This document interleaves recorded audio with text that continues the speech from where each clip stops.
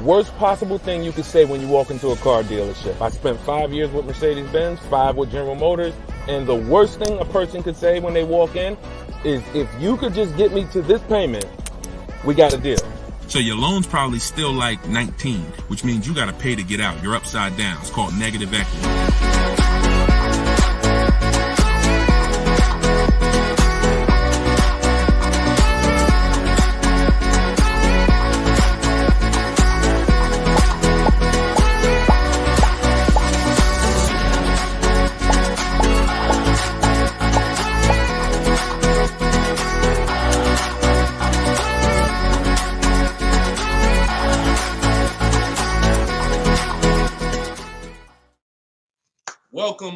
Welcome to episode 4 of Car Shopping Questions and Answers. We are live on 4 platforms: Instagram, YouTube, TikTok, and Facebook.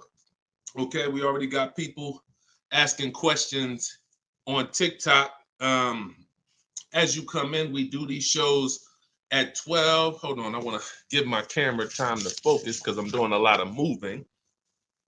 We do these live shows, it'll focus in 1 second, at 12 p.m.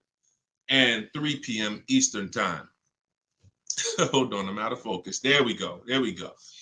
12 p.m. and 3 p.m. Eastern time. Now, we broadcast these shows throughout the day because a lot of people can't make the live broadcast.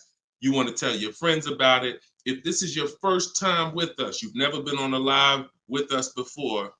Oh, wait, hold on. They're saying that hold on, can't hear. No sound. All right, hold on. Let's see. How about that? We're good on TikTok? Let me make sure we're good here on, give me a clear if we're clear on Facebook now. Give me a clear. We always got to do the housekeeping, y'all, and I need your help. Before we get busy, let me know audio is good. I see we're clear on TikTok. How are we on Instagram, on YouTube, on Facebook? All right, perfect. I see the thumbs up just came through. Okay, so this is episode 4. We do these live shows 12 p.m. Eastern time and 3 p.m. Eastern time. So you'll see the broadcast throughout the day, but if you want to actually be live with us, then you want to join us on any of the 4 platforms at one of those 2 times: Monday, Tuesday, Thursday, and Friday. So we are live. My name is Deshone the Auto Advisor. I am the author of the digital book, Cars from Home, 7 Steps to Saving Time, Money, and Avoiding Dealerships. You can get your copy for 75% off during the show over the next 30 minutes in my TikTok bio, in my Instagram bio, or I'm going to put the banner up here. You can go to deshonsbook.com. We have a link in the comment. We have a comment link in the comment section.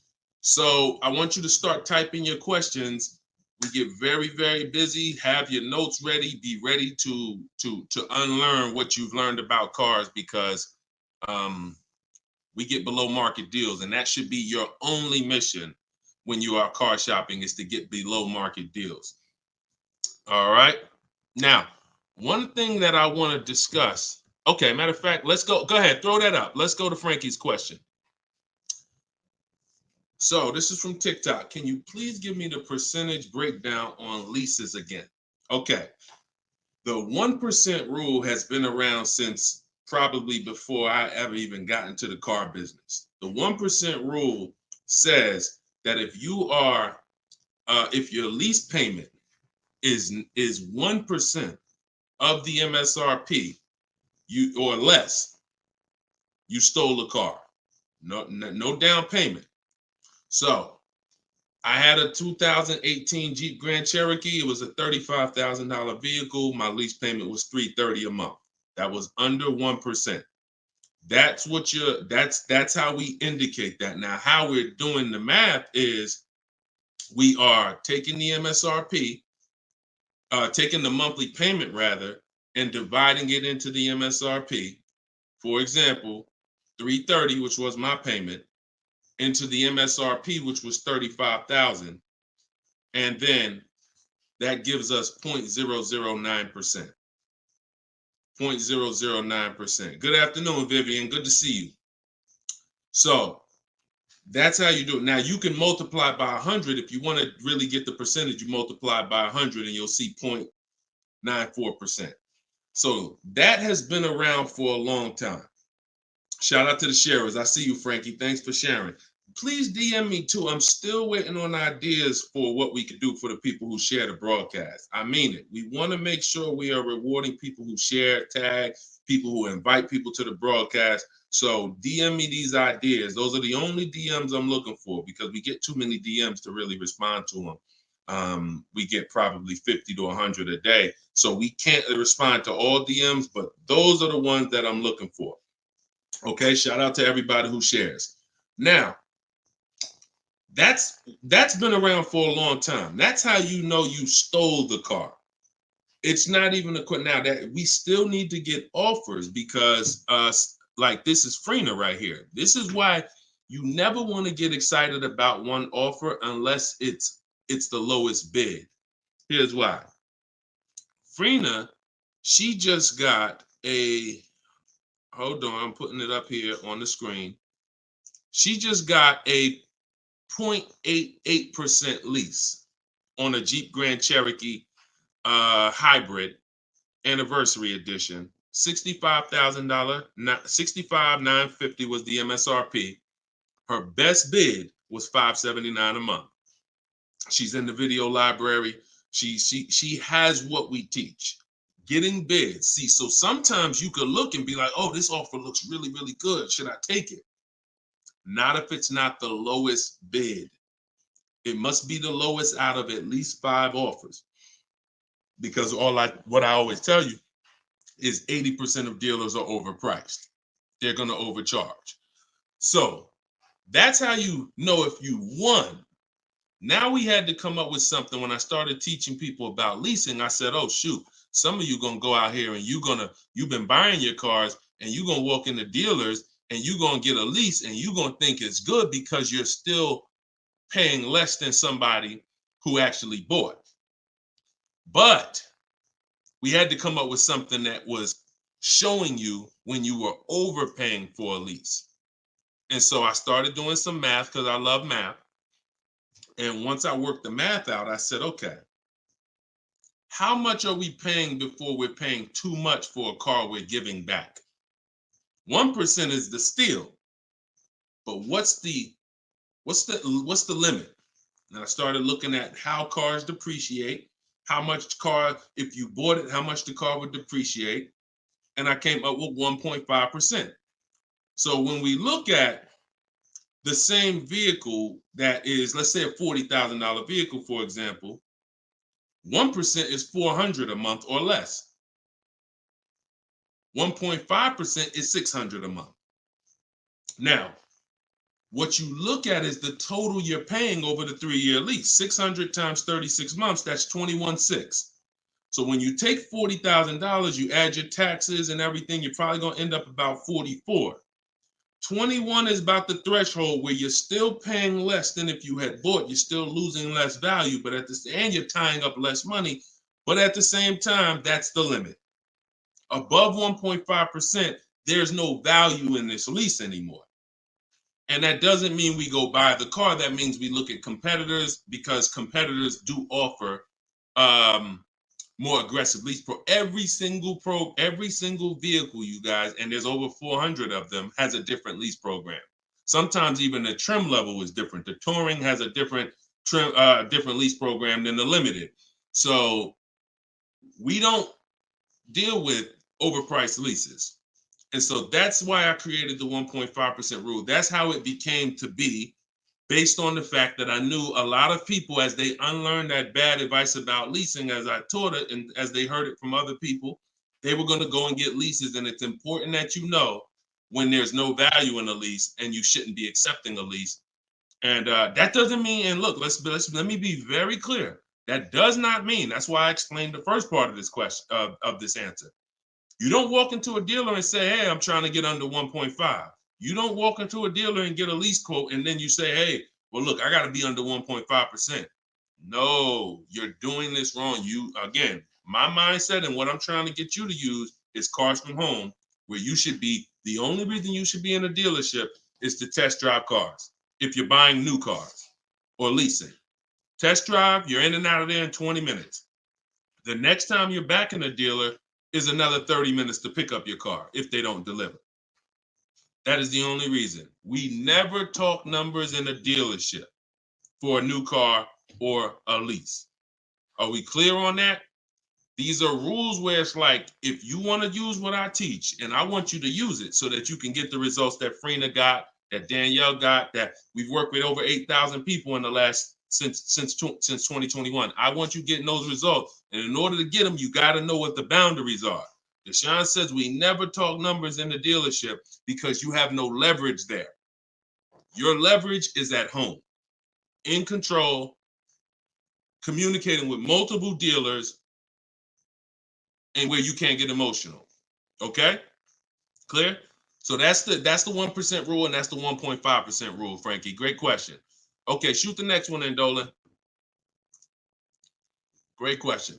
All right, this is Tony on Facebook. And remember, look, y'all, we are live right now. So some of you have seen the rebroadcast, and you're like, Deshone, okay, this is 3 p.m., 12 p.m., we're live. Okay, so this is the time to ask your questions. You're not watching the rebroadcast, and this is also the time to tag a friend and make sure they're here so they can get their questions answered. Shout out to the sharers. And could y'all keep tapping the screen on TikTok and running those likes up? This gets TikTok's attention and gets more people over here because we got to do this together. All right, Tony from Facebook says, hi, my lease is up in a month. I wrote to get 3 quotes from dealers. I only got 1. That's normal. The other 2 are taking their time. That's normal. I have a third-party restriction. Should I wait for the other 2 quotes or just run with the 1 quote? I never run with a 1 quote, and I get 5 quotes. So you're mentioning 3. I never mentioned 3. 80%, again, a lot of what we're talking about, y'all, is math. I'm unfortunate where I have the data. I got probably 5,000-6,000 people who have my book. We probably got close to 2,000 people in the Cars from Home library in my coaching program. That's a lot of data to prove that it's 80% that are overpriced. That's 4 out of 5. So the reason why we must get 5 quotes is because 4 are overpriced. So 3, not enough. Now, if you're doing this manually, this is still easier than you walking into a dealer doing it by phone. But at the same time, I do online. I go to their website. We are connecting with dealers through their website. You don't want to do this with third-party websites that say, hey, we could connect you with multiple dealers. You don't want that because now they're trying to sell your information to the dealers, and this is not what you want to do. You want to create a Gmail account specifically for shopping. We go to 25 dealers' websites. In my book, I link you to all the dealers so that you can just put in the zip code, and then it'll pull up all the dealers around you for every brand. But you can do this yourself. You can go there and you can actually you go to each dealer's websites. We do a copy and paste message. I have a template that I use that the people who follow my stuff use. And the template you need to tell them exactly what you want and what you're open to. Colors wise, this is why we build our car. We always build our car, go to the website, build the car, because we tell them exactly what we want and what we're open to. This takes us 20 minutes to contact 25 dealers online, copy and paste. We're telling them what we're looking for. Hey, these are the colors I'm open to, blue, black, or silver. These are the trim levels I'm open to, limited or touring. We're telling them this is these are the package, these are my must-haves. I need the big sunroof. All of that has to go in to it's not that you're not car shopping online. You're just now you're car shopping against people who their job is to make money. And so if you don't have what I'm telling you I've responded to hundreds of internet requests when I work for the dealers. If you're here for the first time, type a 1. If this is your first time ever being on a broadcast with us, type a 1. I want you to know a little something about me. I was inside car dealers for 14 years, responding to these quotes. So The reason why I'm giving you the exact strategies is because I know there's so many things that you're not trained to give the dealership that they need. They can't give you a quote without it. They can't shop correctly, without it. Okay, shout out to the first time people. Could everybody type welcome to the first time people? If you've been on here before, type welcome to the first time people. Now, once you give them that information, you're copy and pasting that. Copy, paste, copy, paste, copy, paste. You're doing that with 25 dealers. And then that creates the conversation to see where the dealers are actually coming, where the deals are coming from. But you need to see who has a car first. You need to see who has a car first. So, oh, you're talking about selling the lease. Okay, you're earlier in the process. Understood, Tony. Okay, perfect. No, just talk to another used car manager. And you want to have conversations because one, your car is worth different things to different people. You need at least 3 for that. You're on point. Yes, 3 quotes for your lease buyout. For your old car from 3 different used car managers. And if the 2 are not getting back to you, then just move on to other ones. But be aware, you should be using those values you got online from the online buyers to see if you have equity, because not everyone has equity. The whole purpose of the equity assessment is to make sure you're not leaving any money on the table. That's the purpose. But there's no guarantee. Many people have turned their leases in not knowing that they should have done an equity assessment, and then the dealership sitting on $2,000, $3,000, $4,000, $5,000, $6,000 that they didn't know about. That's what we want to prevent. So if you do those offers and you see you have $3,000, $4,000 in equity, now that's when you bring it here. If you do those offers and you're at a break even or $1,000, then that's not always worth it, because those used car managers are not going to match the highest offer. So be aware of that. But if you have equity there, then 3 used car managers, that's how you make a move. Okay? Fight for your money. This is your money. If you end up making $1,500 out the deal even, and it took you 2 hours, where do you make $750 an hour at? $750 an hour. So this is your money. And if you don't fight for your money, someone else will definitely cash the check. All right? Tyler said, send the next one in. Tyler said, F&I director here in Houston of 2 large stores. Your content is great. I appreciate you, Tyler. This is the 20% right here. See, the 20% can always admit when we're doing something to help the market. The 80% will come on here and be like, oh man, this guy couldn't make it in the car business. Now he's teaching. All right, go ahead. Shoot the next one up, Dolan.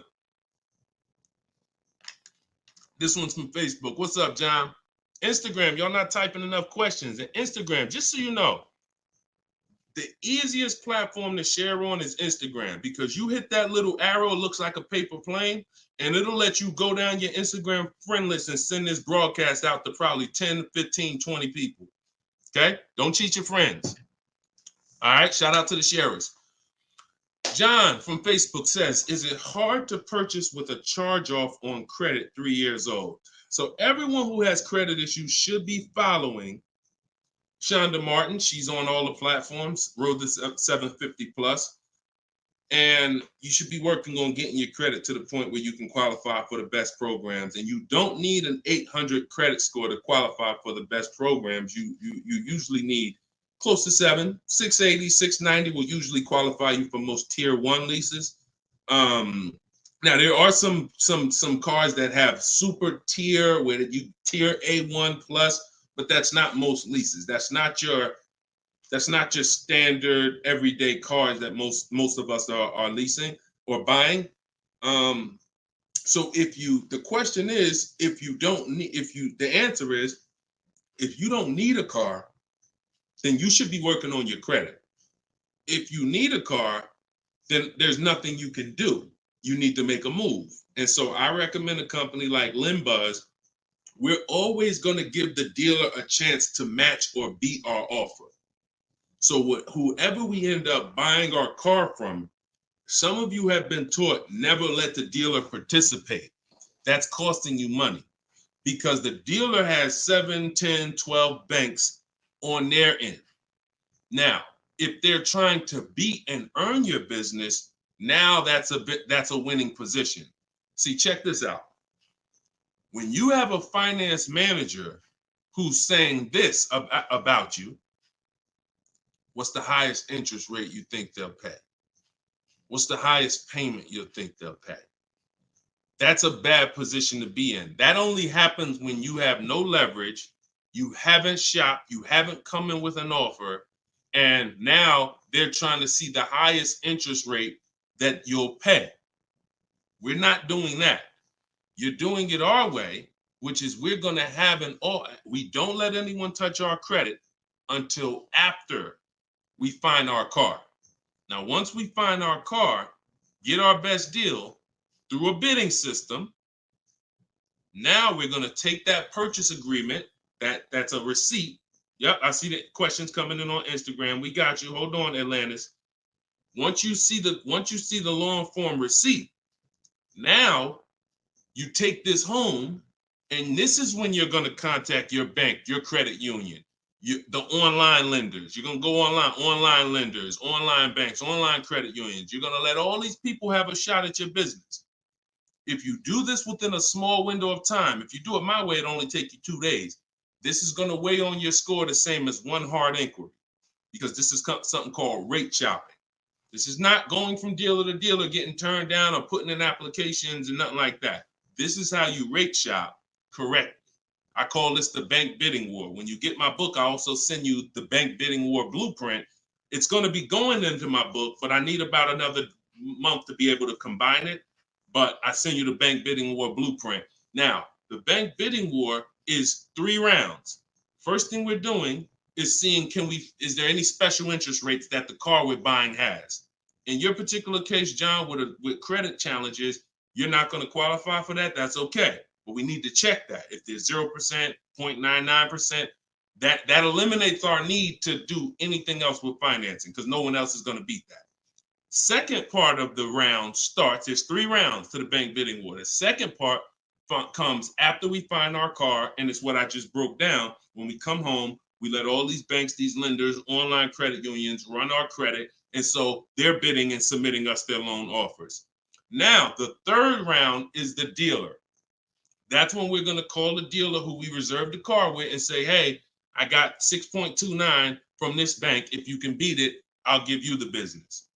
Now, this is the big difference, you guys. When you have a finance manager who's trying to beat your offer, who's calling their banks and saying, hey, I need to get 5 point something because this person already has 6. That's leverage. When you start bidding, like I'm teaching you, like what's in my book, like what's in everything we do, in my videos, everything's a bid. You have the leverage. And there's no way for you to overpay when you are getting bids. So that finance manager calls you back, it's only going to be 1 or 2 answers. Hey, Stuart, man, listen, I tried my best, man. I reached out to every bank I got. No, I can't beat that rate, man. I appreciate the opportunity, but you can go with your own financing. In which case, you guarantee you got the best loan. Second thing is, hey, you know what? You had a good rate, man, but I got somebody to beat it. So we can do it right here for you. Perfect. In which case, you guarantee you got the best loan. See, you don't have enough people competing for your business. That's where your buyer's remorse is coming from. That's where your lack of confidence is coming from. That's why you're driving off from a dealer saying, hey, you think we could have got more money? You think we could have got another $1,000 off? That's all buyer's remorse because you don't have enough people competing. So I want you to stop that. I want you to use what I'm telling you to do. All of this is in my book for those of you who like Deshone. I don't even want to remember all of this. It's all in my book, Cars from Home, 7 Steps to Saving Time, Money, and Avoiding Dealerships. This is what I've been teaching for 3 years. And this is what I've been doing since 2015 myself personally. So you can get your book for 75% off. Cue up the next question, Dolan. Oh, John, in your case, though, when you get that buyer's order, you would be reaching out to Limbuzz. So after you find your best car deal, you would be reaching out to Limbuzz and seeing, what their rates would be for you. And then you would be going with, still giving the dealer the opportunity to see if they can beat it. Because once a dealer knows you got an approval already, they kind of have a little more leverage to be able to see if they can beat that approval. But in any case, even if they can't, Limbuzz is pretty generous. but we don't do this until after we find our car. Okay? Great question. Shoot the next one up, Dolan. All right, this is Gemini from Instagram. Can a dealership legally raise the price from what is being offered online? Listen, nobody's suing dealers. So it's not really about what's going on legally. It's probably more ethics than anything. And we don't expect dealers to be ethical. We don't need dealers to be ethical. They've proven that the majority of them aren't ethical. So when you're not ethical, you walk the fine line between breaking the law and not. You walk that gray area. You know, yeah, I overcharged you. I know you could have paid less, but I know, yeah, whatever. But I know I could have sold you the car for less. But I'm gonna tell you that this is the best. Like, all of this stuff is unethical, but it's legal. So when it comes to what we're doing, our job is to protect ourselves. You can't go into a car dealership expecting them to protect you. You can't go into any business transaction expecting the person you're negotiating against or the person who's selling you a product to protect you. That's why we exist, because there's no one out there. If it hadn't been done, you'd been good. If there were, even if the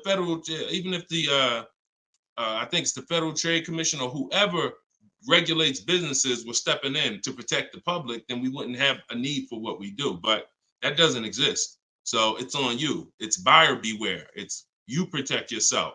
And so I provide the tools for everyone who wants to take action to protect themselves. All right? But no, we don't expect dealers to do anything other than what they've been doing. Go ahead, shoot the next question up. Let's roll. All right. Why shouldn't a person focus just on monthly payment, monthly car note? Okay, good question.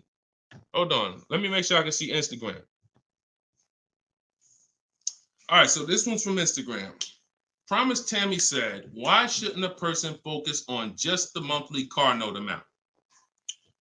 So if we did a little math and you go, all right, if you walk into a dealer and you're looking at a $40,000 car and you say to the dealer, how much does that car cost a month? And they're smart, if they're trained, they're gonna say, well, it's not really about the car payment right now. Do you like the car? And once you say, yeah, I like the car, let's get down to numbers, they're gonna ask you, they're gonna try to figure out what you could afford. Like, what's the most you could afford? Or I can't afford any more than $450 a month. Now, some of you know every $1,000, every $5,000 on the purchase price of a car is how much per month. Some of you know. I know we got a lot of new people on here, but for those of you who've been tapped in with us, how much is every $5,000 on a car loan? So, and the reason why I give you guys this parameter is so when you look at that $40,000 car, thank you, Frankie, got it. You should automatically know every $5,000 is about $100 a month. Yep, you got it, Michael. All right, I see you. We got people tapping on every platform. Good job, Carmelo. So the reason why, see, those of you who focus on just the car payment, you are some of the people who the 80% of dealers are going to manipulate the most and make the most money on. Because when you come in, if you don't realize that that $40,000 car is in no way close to $450 a month, now you have someone who's going to try to manipulate the loan to make that car $450 a month somehow. Now, it's usually going to end with you having a super long loan. So I've had people come to me years ago, friends that would say, Deshone, what you think about this deal? I say, man, let me look at the paperwork. And I see, man, you know the loan is 96 months? Nah, man, I didn't even know that. Yeah, the loan is 96 months. What is that, 8 years? 84 months is 7 years, 96 months is 8 years. So you're out the door at an 8-year loan. Now, I'm not going to assume you know why that's bad. So I'll say that an 8-year loan leads to too much interest, and it's what it is, because if they got you an 8-year loan, it's certainly at a high interest rate, because banks know that those loans, people who need 8-year loans, are risky. People who need 8-year loan, they got to protect themselves because typically the car may have problems in the long run. When you go down, see the whole point with a shorter loan, 5-6 years. Some people want to be conservative. You take 4 years, but you want that car paid off by the time maintenance comes, by the time repairs start being needed, because cars need repairs every now and then. So you want the car paid off. They know that if we give this person an 8-year loan, typically they're probably gonna have issues around year 7, year 6, even depending on the age of the car. So the length of loan, I teach something called the rule of 72 and the 10th birthday. I will not in any way co-sign anyone getting a loan longer than 72 months, which is 6 years, because we don't have, see, what's the longest loan, a mortgage that any of you would take? Let's keep a real fast dialogue going. All of this is to really answer the question that Tammy's asking, which a lot of other people have. So we need to indicate why this makes a difference. The longest mortgage most of you are going to take is 30 years. Mortgage.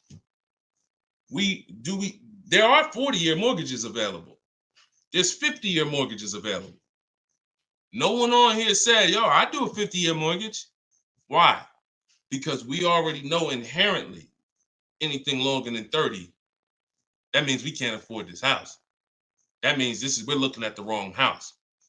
So we had to make sure we created boundaries so that you understand, okay, if I got to take a loan longer than 6 years on a car, that's telling me I can't afford the car. So once I get my best price, I should already be able to afford that car with a 6-year loan or less. And I combine that with the 10th birthday. So when you look at your car, you should have your car paid off by the 10th birthday. You're taking a lot of risk if you got a loan on the car past its 10th birthday. A lot of the times I was in a dealership, people came in with problems, big repairs, and they still had car payments. Car's 10 years old, 11 years old, and they still got car payments. You could run the risk of being in trouble because that car could be in the shop. Some of you have experienced this. Car's in the shop and you still got a monthly payment due every month. Now, this is disaster, and that's what we're trying to prevent.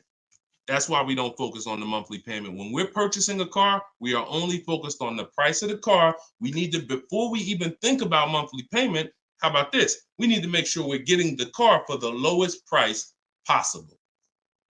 Because some people go in and like, hey, the car's 40 grand. Well, what if another dealer will sell it to me for 35? Once I get the lowest price, then I'm concerned with what my monthly payment is going to be. So there's steps to this. But yeah, don't focus on monthly payment and just stay committed to what we're teaching, and you'll learn and you'll see why, even more information of why that's bad. But we want you to understand the numbers. Okay? Typically, you focus on monthly payments, you don't quite understand the numbers, but you will. All right, this one's from TikTok. Can you give us some tips about cosigning? Ooh, I have a very, very, very strict rule when it comes to cosigning. Now, some people, you're not going to like this. Some people will tell you this is bad advice. It's just my opinion. I've seen tons of horror stories. I've seen people walk into the dealership. I've seen young people who will cosign, who will use up people's credit, cosigning, and just burn them, because no one cares about, if you don't care about your own credit, you certainly don't care about someone else's in a lot of cases. So, but I do have some rules, because sometimes it's gonna make sense. When you can pay, if a person does not pay, then you're good. Example, my daughter, we're gonna get her a car. I'll co-sign only if I can pay the note if she doesn't pay. So let's say she's working, she's paying X amount per month, I'm co-signing, but if for example, she loses her job, anything happens, I can pay if she doesn't pay. That could be for the spouse. If they don't pay, I will pay it. As long as that's the rule, then you're protecting yourself, because where you get in trouble at is if you can't pay, if they don't pay. He told me he was going to pay it. He's missed 2 payments. Your credit doesn't get, no, they don't care. So you got to be willing to say that. This has to be a person that I'm willing to pay if they don't pay. That means I got to have that type of relationship with them. Or if I can't pay, if they don't pay, I'm not co-signing, because I cannot depend on things that will go wrong. Life will happen. And then I'm sitting out here and my credit was 700, 750, 800. Now it's 620 because they missed 3 payments and I'm struggling to get this car back from them. Okay? Those are my hard rules on co-signing. I don't deviate from them. And those are typically rules that if you follow them, you're going to be safe. Okay? All right. Shoot the next question up, Dolan. Diana said, my brother asked me to co-sign. I told him, hell no. Listen, that's it. Listen, people will ask you to co-sign quick as, listen, people will ask you to co-sign like they just asking to borrow sugar. Hey man, can you co-sign this loan for me? No, listen. It takes a while to build up great credit, and it takes seconds to destroy it. Nicole from Facebook said, are you able to negotiate third-party restrictions in a new lease? So these are two separate things. The third-party restriction is the selling of the old car, not the new lease. We're not mixing these two. So we're gonna, the people who work with me, you're selling your old car independent of the new deal. The new lease is its own transaction. We split everything we do into separate transactions. See, the car business has taught the public to give them up to 3 transactions. Buying a car from them is one transaction. Getting a loan from them is a second transaction. Letting them buy your old car, which you call trade. We don't use that word. That's 3 transactions. There's money in each transaction. There's money in each. That's why there's companies that only want to give you loans. They don't sell cars. There's money in loans.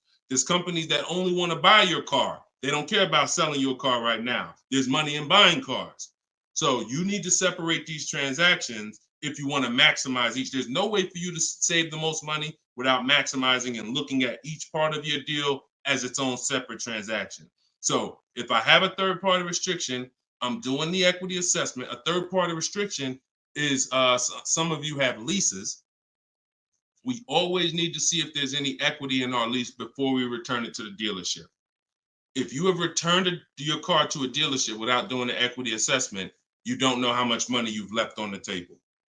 Because if there's $2,000 or $3,000 of equity in your car, the dealer's keeping that, and that's their money. So, or the bank's keeping it when they sell it, that's their money. It's probably the dealer will find a way to buy it, and it's their money.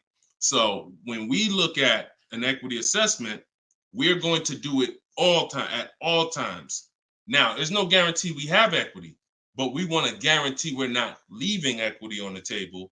And so a third-party restriction doesn't mean you can't sell a lease. Who didn't know you could sell a lease? Type a question mark. If that's new to you, this is your first time hearing this, you've been leasing, and you're like, Deshone, I never heard about selling leases. I had no idea this was a thing. Type a question mark if this is your first time hearing that you could sell a lease. Okay. Fish Guy Rodney. Okay. See, so more information is coming out. Okay. Fairy Godmother. Okay. Emil. Okay, I'm sorry. I just tore your name up. Sorry. So as you change Shamir on Instagram. So when we look at this, we got to see that the things that we don't know cost us money. So now it's like, once they saw people, because we helped out probably thousands of people in the pandemic sell their leases, used car values, resale values were crazy. So we had people making $5,000, $10,000, $12,000 selling their leases. I sold my Jeep Grand Cherokee lease. I made $8,900 after I drove it for 42 months because I extended the lease and then I sold it. My mother, she drove her car. She made $10,200. Now those numbers don't exist anymore because values have come back down. But there's still people who are going to make 3, going to make 2, going to make 4, depending on your car. Now, every car doesn't have equity. But when it comes to the third-party restriction, they don't say you can't sell. They limit who you can sell to. You must sell to a local used car dealer. To a local dealer of the same brand. So if you have an Audi, you must sell to an Audi dealer. We are still going to get bids. We're going to get at least 3 bids from used car managers at Audi dealers because your car is not worth the same thing to every dealership. Your car may be worth 19 to this dealer, 19.8 to this dealer, 21 to this dealer, which is why we must get bids. Y'all gonna hear me say that word. Your favorite word, if you stick around and you use what I'm teaching, when you start mastering my strategies, your favorite words are gonna be bids, multiple offers, because that's how we save all the money. So okay, so that has to be handled, Nicole, separately. The selling of your car, the who I'm gonna sell that car to, you find that person first. Then you go shop for your replacement car. And then once you go sign that deal, you sell the car, you do it the same day, and you maximize both transactions. Okay? And all of this, guys, shouldn't take you any more than 90 minutes. This is not something that's going to take you hours. See, my whole thing is to show you how to get great deals in 60, 90 minutes from home. That's why my book is called Cars from Home. 7 Steps to Saving Time, Money, and Avoiding Dealerships. You can all get a copy for 75% off for the next 30 minutes. Just go to my TikTok bio. You won't leave the broadcast. Grab your copy before that timer hits 0. The price goes back up to $97. Or you can go to my Instagram bio, or click it if you're on Facebook or YouTube. Go to the comment section and you'll see a link to deshonsbook.com and grab your copy for 75% off before the timer expires. All right, go ahead, Dolan. Shoot the next question out. Should I feel bad if I get 1.3? I'd only feel bad if I got 1.3 and if it was my only offer. If it was my only offer, or if I only got 2 offers, then yes, because I'm going to tell you why. I'm going to show you something. When I look at what I see, hold on. Okay, hold on. We saw Freener. Some of you saw Freener. That's 0.88. That's just ridiculous. 0.88. But look, Charles, he gets a Palisade. He's paying $48,000 vehicle. His best offer was $597 a month, 1.23.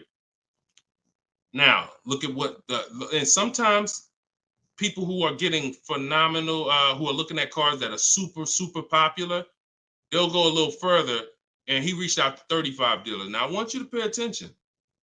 Some of you, the average person, only shops 2 dealers. My strategy is I teach 25 to 5. But once you see my copy and paste system, which is in my book, I have a copy and paste system where we're on their website. You'll see that I could talk to another 10 dealers. It only take me 10 minutes to open up contact with another 10 dealers. We always use a separate email.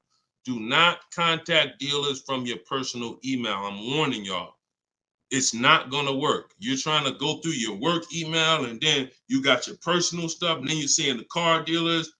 Don't do it. Create a separate Google email, and that's how we do it. So he said, I reached out to 3,500 dealers, got 10 quotes back.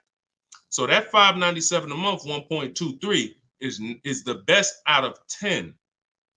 So so I always tell you, when you do it right, you're going to see offers that are $150 to $200 a month more.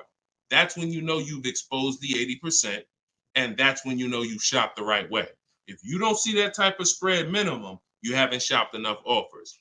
So that's the only time I would feel bad, GKA, is if I didn't get at least 5 quotes, because I don't know if 1.3 was the best. I'm gonna tell you a funny story too, because Freena's in our coaching program, and Freena reached out and she said she was looking at a Jeep Grand Cherokee. Get ready for the next question, but I'm gonna tell y'all, I want to hammer this home so y'all understand the importance of multiple offers and you don't get lazy, because the things I'm telling you might take another 30 minutes, 40 minutes, and they save your family $3,000. You can't put a price on. Well, you can put a price on that. So Freena was shopping for a Jeep Grand Cherokee Limited. She comes to the group and she said, Deshone, this was the best offer on a Jeep Grand Cherokee Limited. It was like 1.2 and change. But she said, the guy that made me this offer said he has this 4XE. It's a hybrid. And he said he could actually do better on that one. She said, what do you think? He told me what it would be. It would drop the price here. I said, if you're open to that, then you need to run your quotes again and get 5 more offers on that vehicle, because it may have a better lease program, in which case you need to open it up again. She opened it up again. That's how she got her 0.88% lease. So if she would have just said, well, this guy is getting me 1.1, I'm going to just take that, then she never would have found a 0.88. multiple offers. That's probably $100 a month difference than what the last offer, $100 a month times 36 months on this lease. You're talking about $3,600.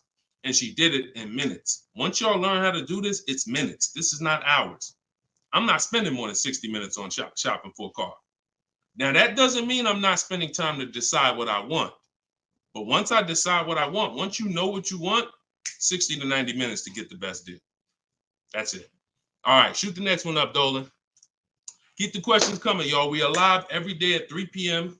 Eastern time. Well, not every day. Monday, Tuesday, Wednesday, Thursday, and Friday. Monday, Tuesday, Thursday, and Friday at noon and 3 p.m. So this is our live show. Okay. Throughout the day, though, you may see a broadcast and you'll know, okay, you'll still be able to get value because most of the people who are asking the questions on here are asking the same questions you would have asked. So go ahead, Dolan, shoot it out. This is Raymond from YouTube. How do you structure a lease? So the first thing you want to do is look at the car you're thinking about leasing. And we like to use a 1.25% formula estimate to see if we should be even looking at that car. Okay. So if I'm looking at a car that's $40,000, I'm doing a 1.25% estimate. I'm multiplying it by 0.0125. And then I'm going to see, 40,000. I'm multiplying that by 0.0125, and that comes out to 500. So that's going to tell me if I'm looking to be at 300, that's not the car that I'm going to be looking for in most cases. Now, we don't know if the best deal is going to be 1.25, but we're trying to estimate based on a bad deal is above 1.5. Anything above 1.5, we're overpaying for our lease. No money down. Money down comes later. Now a steal is 1.1%. So I teach something in my book. It's called 1% is the steal. Between 1% and 1.5% is the deal. And then above 1.5% is time to chill. We don't do that. So that's the first thing. Now, once we move past that, now it's time to choose our mileage. So we're going to look at our lifestyle. We're going to see how much we drive to work, how much we're going to be driving the car. And once we come up with that, you're just doing some simple calculations. What's your round trip to work? 10 miles. How many days a week? 5 days. Okay, that's 500 miles a month. That's if you do the math. Let's say your trip to work is 20 miles round trip, and you do that 5 days a week. You're doing 100 miles a week to work. Times 52 weeks of the year, that's 5,200 miles. So I walk you through this in my book, but this is simple. 5,200 miles, and then you say, okay, well, I like to do a little leisure. I like to take a little trip down here. I go fishing, 1,000 miles away, blah, blah, blah, blah. So you're calculating what you're going to do. The easiest way to do it is to look at your old car and see what you've done. But if you don't have an old car, this is how you calculate it. You come up with, all right, I only need about 9,000 miles a year. Perfect. All of our leases, we shop our offers with 12,000 miles a year. That's your average miles. That's what we want to base our formula from. So whenever we reach out to a dealer, we do this online. As I said, everything we do is online. Once we do this, we're shopping multiple dealers and we're telling them work us up a lease quote. First month's payment total out of pocket. If you were on the last show earlier, we talked about we don't say down payment anymore. We say total out of pocket, TOP. Everybody who's clear on TOP, if you were on the last broadcast, type TOP. If you weren't, TOP is total out of pocket. That means only thing I'm giving you for this offer right now is my first lease payment, and I'm driving off. Total out of pocket. We're not saying down payments anymore. Okay? So now, we're structuring our lease with first month's total out of pocket, 12,000 miles per year, and that's how we're sending the offers out to the dealers. All online, all copy and paste. These are all templates I have, but I have templates where you just fill in what you want, blah, blah, blah, all in my book. There are links, there's templates, but if you're going to do it your way, that's fine, but this is how you do it. And you can sit in your computer and just copy and paste. And now you're looking to get 5 quotes. That is the mission. 5 quotes, and that's it. That's how we structure our leases. Once you're done and you get your best quote, Now that's when you adjust your mileage. So once you identify the best dealer, the winning bid, now you're going to say to that dealer, hey, can you adjust the offer to 10,000 miles a year? Can you adjust it to 18,000 per year? Can you adjust it to 25,000 per year if you're a high mileage driver? And you adjust it from there. But that's it. You do this over and over, rinse and repeat. Rinse and repeat. All right. Great question. Shoot the next one in, Dolan. All right. Shout out to the sharers. Thank you, Liba. I see you. Thank you so much. This one's from Preston on YouTube. What is the best way to finance a car out of state? It's no difference. It's really no difference. We're going to find the car. We're going to get the buyer's order. We're going to have them. Now, the thing about a used car, if it's a used car, we got to test drive the car. So what you may want to do is if you're picking up a car out of state, you may want to go there, lock up the car, grab a cheap hotel for the night, stay there, because you don't want to eliminate the bidding process. The bidding process is your bank, your credit union, online banks bidding, and then dealers bidding. The dealer who you get the car from, they're bidding against that. Some of you don't really understand how much money is in finance. On a $40,000 loan, 2 points on an interest rate could literally be $2,500. So we got to understand there's a lot of money in loans. So if I'm driving to pick up a car out of state, what I'm typically going to do is go test drive that car. If I like it, I'm locking it up with a deposit. I'm taking that buyer's order. I'm gonna go back, depending on how far it is. If it's 3 hours away, I'm probably not gonna drive home and then come back. Depends on you. I'll probably just post up in a hotel. Go do my financing online. Let all these banks and credit unions run my credit so I can get their offers, and then I would call the dealership the next day and say, hey, this was my best offer. If you could beat it, I'll just come get it from you, and that's it. I'll spend $50, $60, $100 on a hotel to save $3,000, $2,000 on interest on my interest rate. But everything else is the same. So we can't be scared to go out of state. If many of you who are using what I'm teaching, you're going to see. Look at Eddie. Who was Eddie who drove? Hold on. Short conversation. John, hold on. Market. Trying to think. I'll see many of who I'm going to share with you. You'll see they'll say when they're picking up their car, I'm driving 45 minutes. I'm driving an hour and a half away. Look at Sean. Perfect example. Sean, he's also in our coach. Now, I don't want you to think, I got to be in Deshaun's coaching program. There's just some people who are. The information's in the book. We got the video library. For those of you who are like, okay, I like videos to go along with the book, that's fine. I link you to some videos in the book, but then there's some people who coach with me and I can talk personally to them. So Sean comes on here and he comes into the group. He said, he sends this. Look at the amount. He said, I'm looking at some advice on this F-150 Lightning XLT. It's a $73,000 truck. The dealer discounted it $4,900 and then revealed that there was a $15,500 rebate. His total savings is over $20,000 off this truck. So I'm like, all right. Now me, being who I am, I don't know if that's the best. 2015, I sold 2 Maybachs. They had $20,000 rebates on it. So we don't know if this is the best.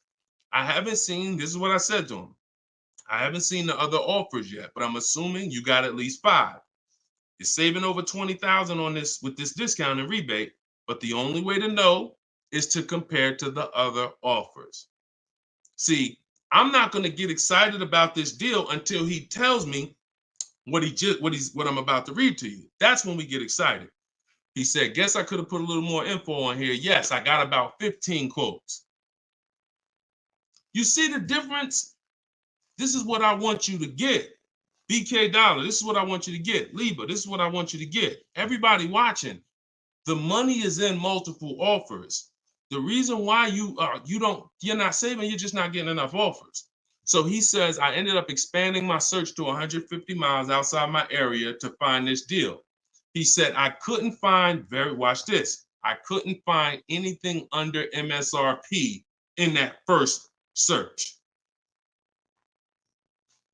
So think about how I'm telling you, the local dealers know when they see your zip code, they know, okay, some of them, all right, we don't have to do too aggressive. But those dealers that are an hour and a half away, when they see your inquiry, they're like, oh, listen, this is a person we never would have saw before. What is it going to hurt us to blow this truck out? And we take a deal from one of our competitors' markets. We love to see our license plate frame over in their market. That's how we win. So he ends up saving over $20,000, and he doesn't mind driving 150 miles to go get that truck. Why? Because every mile he drives is dollars he's picking up. We clear on that? We clear? If you're clear on the importance of multiple offers, type clear. All right, shoot the next one up, Dolan.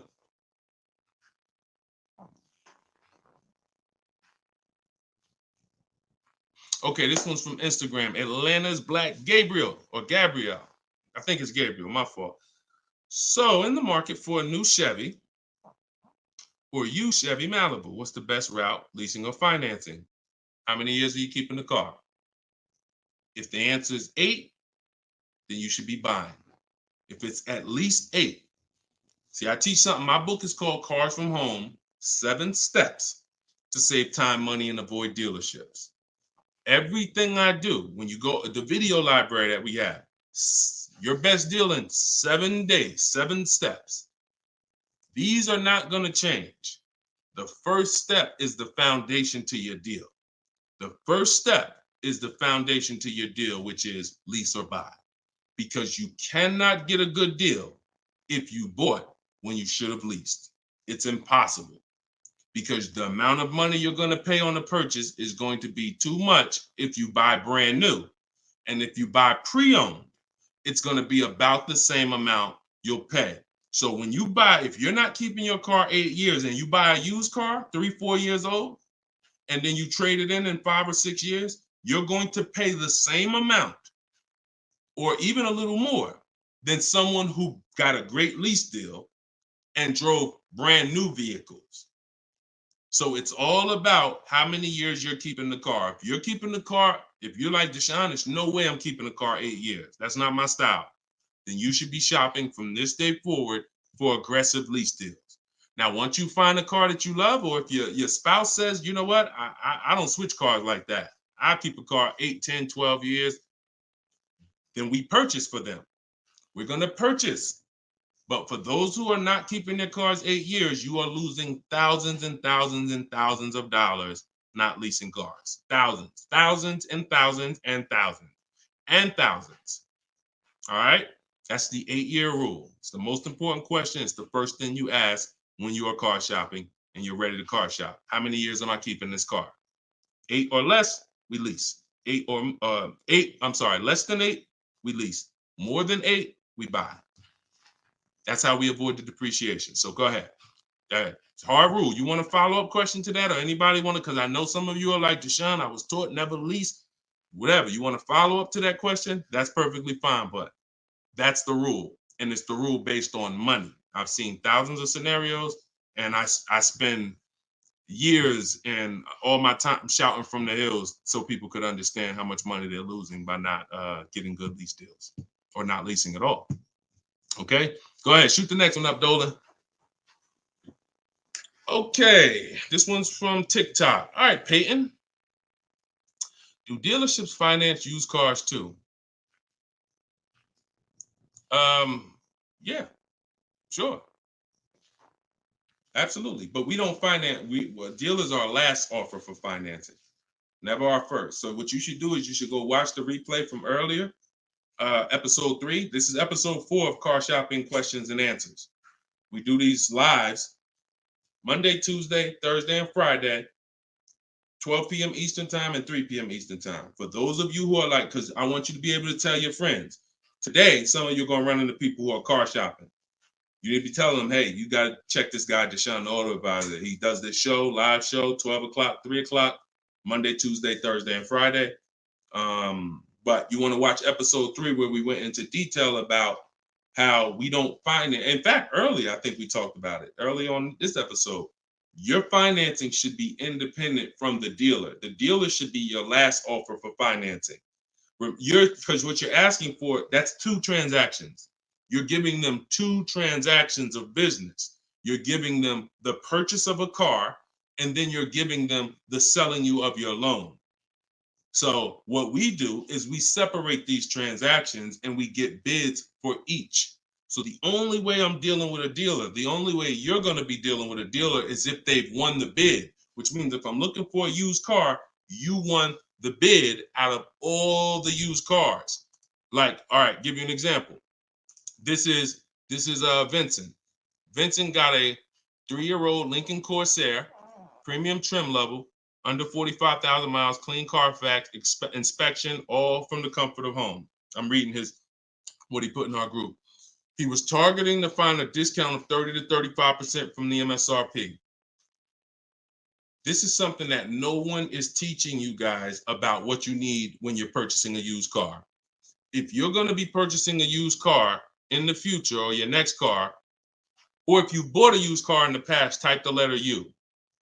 Type the letter U. If you're going to be purchasing a used car, or if you have purchased a used car in the past, I'm about to give you something that you have never heard before, but it is no way for you to know you got a great deal until you start talking the way Brandon talks here. You notice he said 30, he was targeting to find something 30 to 35% from the MSRP. In order for us to know, I see you, Shelby. I see you, Emma. I see you, Katarina. I see you, Raymond. Okay, perfect. Atlanta's Black Gate. All right, a lot of people. Okay, so when you are shopping for a used car, let me tell you a story, give you an example, all right? So I was shopping for my pre-owned Infiniti truck 3 months, a little over a year ago. I narrowed it down to 3. Now, I narrowed it down based on title history,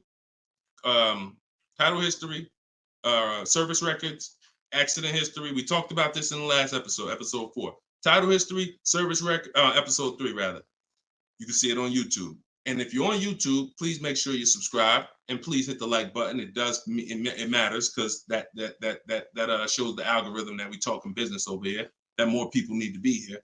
So when I narrowed this down now I get to I think I narrowed it down to my top 4. They were all white. They were all within 30, they're all within $1,500 of each other. Now, here's the problem. This is where it gets complex for you. Because I'm looking at one that they're asking 30,000 and change, one they're asking 31,000, one they're asking 31,800. You know, they're all within $1,500, $2,000 of each other. Similar miles. On the outside, they all look similar. Without knowing, I created something called the true value percentage. What is the true value percentage? It's not what the website says is a good deal. It's the percentage off of what the vehicle was when it was brand new. So I pulled the window sticker for each of these vehicles. I pulled the window sticker, and what do I see? Now I teach you how to do this in my book. I teach you this entire process, but I'm walking you through it. Exactly. I pull the window sticker. You can get it from Carfax, depending on if Carfax has a deal with that manufacturer. Carfax has window stickers. Now, what do I see? One car is 46,000 when it was brand new. Now they're asking 31 and change. Okay. One car is 48 when it was brand new. They're asking 31 and change. One car was 52 and one car was 54.5. That's the one I got. So you see how in one instance we were confused. You would be confused. You sitting here like, yeah, Deshone, that's hard because they all look the same. They all similar price. How do we know? Once we find out the original MSRP, not only do we find out what the original equipment is that's in the vehicle, which is helpful. I wanted to know this is an edition 30, got all these special features. That's helpful to know too. But more important than that even is to know that that car was a $54,500 car that they were asking $31,800 for, which means I got a 42% discount. That is something we created called the true value percentage. And that's how we make sure we choose the right used car when we're ready to pick the final one. This is what we do here, y'all. If you this is why, like, this is why we've been blessed, because God knows we giving you the information you need to win with. So all of this is in my new book, Cars from Home, 7 Steps to Saving Time, Money, and Avoiding Dealerships. If you want it all in one place, you can watch the show. You can watch my free social media videos. I got hundreds of them.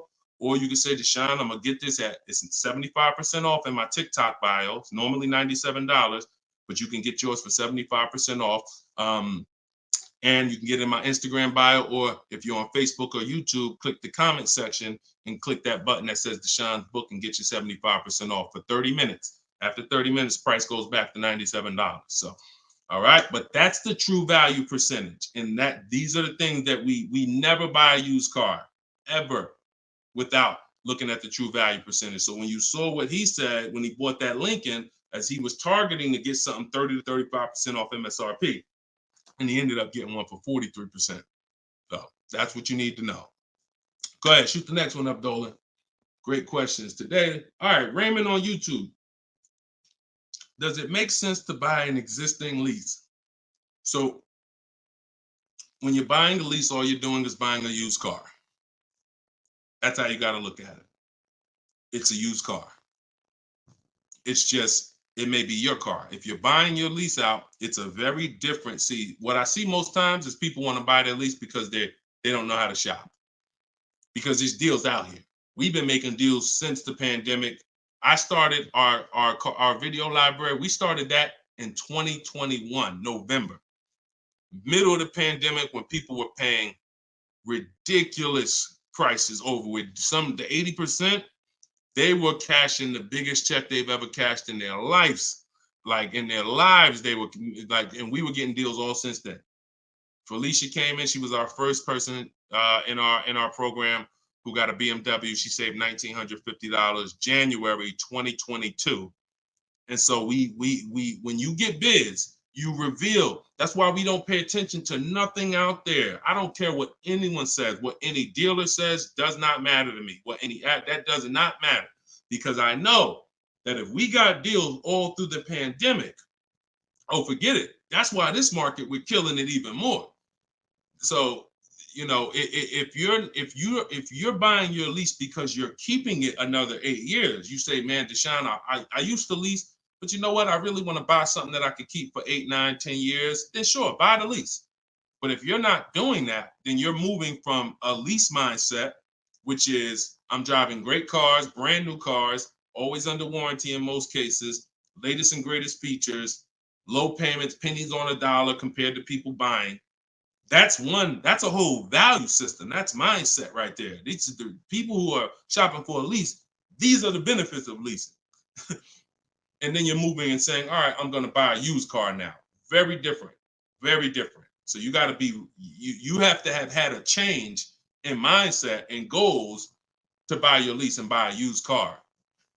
And it's never, what I see most times is people just don't know how to shop.